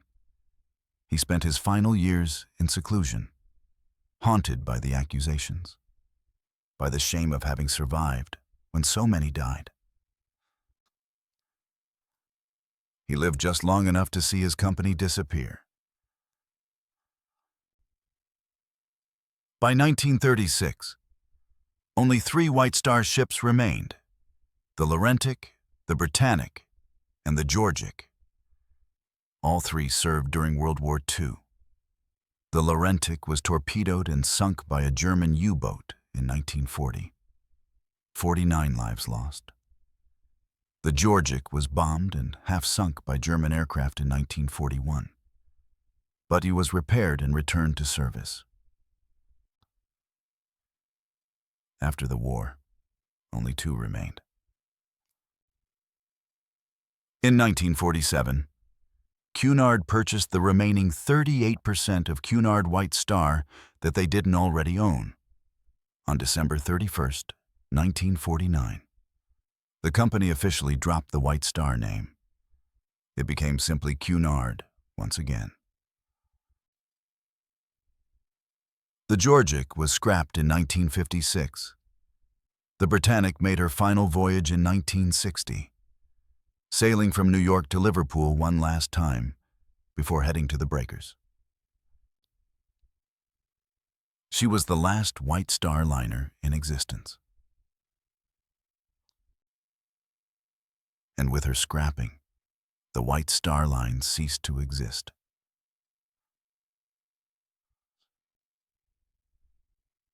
For a time, Cunard ships flew both house flags, the Cunard flag and the White Star burgee, a small gesture of respect. But by 1968, even that tradition ended. The flags came down, the name disappeared. Today, modern Cunard uses the term White Star Service to describe their level of customer care. It's a marketing term, a ghost of a name that once meant something. But pieces of the White Star Line still exist. Olympic's grand staircase clock sits in a private collection. Her wood paneling lines the walls of hotels across Britain. Her furniture fills museums. Walk into the White Swan Hotel in Alnwick and you're walking into history. The walls around you once surrounded first-class passengers crossing the Atlantic in 1911. In Southampton, where the ships once departed, plaques mark the dock where Titanic sailed. In Belfast, the Titanic Quarter preserves the slipways where the Olympic class was built, the drawing offices where Thomas Andrews worked, the dry dock where Olympic was repaired after the Hawke collision. In Halifax, Nova Scotia, graves hold victims of the Titanic disaster. White Star paid for the funerals. White Star paid for the headstones. The company that built the ship took responsibility for burying those it killed. And at the bottom of the Atlantic, 2.5 miles down, the Titanic herself remains, the most famous shipwreck in history, slowly dissolving into rust. Within 20 years, scientists say, she'll be gone, collapsed into a pile of unrecognizable debris. Even the wreck is temporary.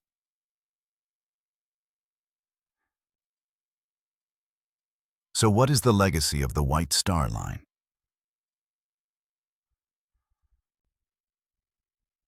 They built some of the most beautiful ships the world has ever seen. The Oceanic of 1870, revolutionary in her design. The Teutonic and majestic. The first armed merchant cruisers, the Celtic, the Cedric, the Baltic, the Adriatic, giants of their era. And the Olympic class. 3 sisters, 2 lost, 1 survivor. They carried millions of people across the Atlantic. Immigrants seeking new lives, businessmen building empires, families reuniting. They connected continents. They shrank the world. But they're remembered for their disasters.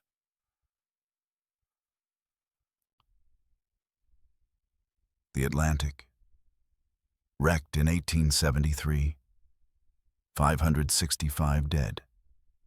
The Republic, sunk in collision in 1909, 6 dead but a miracle of wireless rescue. The Naronic, vanished without trace in 1893, 74 souls lost to the ocean. And of course, the Titanic. April 15th, 1912, 1,500 dead. The disaster that ended the age of confidence. The White Star Line never recovered from the Titanic, not financially. The insurance payout barely covered the loss, not reputationally. The company that promised unsinkable ships had built a ship that sank on its maiden voyage. Not emotionally. J. Bruce Ismay, chairman of the line, was accused of cowardice for surviving when women and children died. He resigned in disgrace. The company limped on. They built no more giants. They merged, were absorbed, disappeared, and in the end, they were erased. Why did they fail?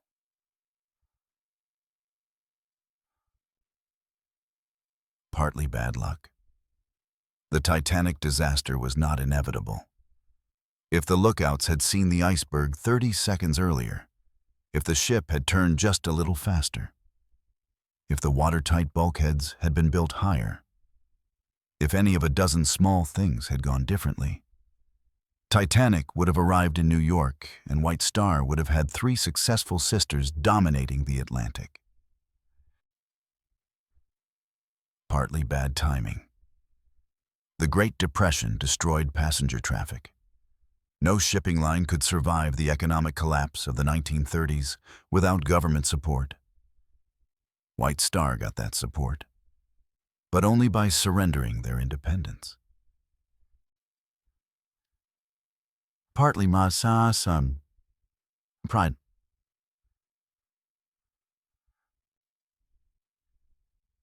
The White Star Line believed in their ships, believed they could build bigger, better, safer than anyone else, believed that engineering could conquer nature, that wealth could buy immortality, that confidence was justified. And when the Titanic sank, when 1,500 people died in the cold Atlantic water, when the unsinkable ship went down, that pride was revealed as hubris. The ocean doesn't care about your engineering. It doesn't care about your money. It doesn't care about your confidence. It is vast and cold and utterly indifferent to human ambition. White Star learned this lesson, but they learned it too late. There's a photograph from 1911, Olympic and Titanic side by side at the Harland and Wolff shipyard. Two identical giants, the largest moving objects ever built by human hands. They fill the frame. They dwarf everything around them. They look invincible. One would survive for 24 years. The other would last 5 days. Looking at that photograph now, knowing what we know, it's impossible not to feel the weight of what's coming. The tragedy, the loss, the slow dissolution of everything that seemed permanent. Because nothing is permanent, not ships, not companies, not empires. The White Star Line was built on pride, and it sank with pride.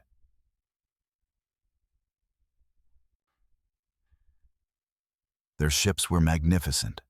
Their service was legendary. Their ambition was boundless. And in the end, none of it mattered.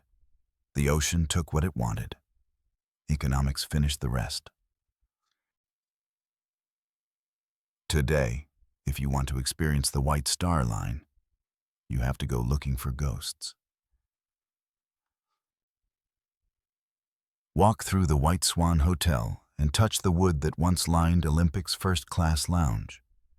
Visit the Southampton docks and stand where Titanic's passengers boarded. Travel to Halifax and read the names on the headstones.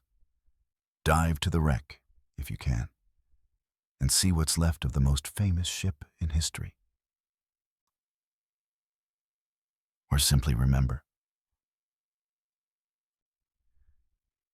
Remember that once, there was a company that built ships so large they redefined what was possible, that carried millions across an ocean, that promised safety and delivered, most of the time, on that promise. Remember that they failed, and remember why they failed. Because confidence without humility is dangerous. Because engineering has limits. Because the ocean always wins. The White Star Line is gone. Their ships are gone. Their empire is gone. All that remains are pieces. Fragments. Ghosts scattered across Britain and the ocean floor. But the lessons remain. Perhaps in the end, that's enough.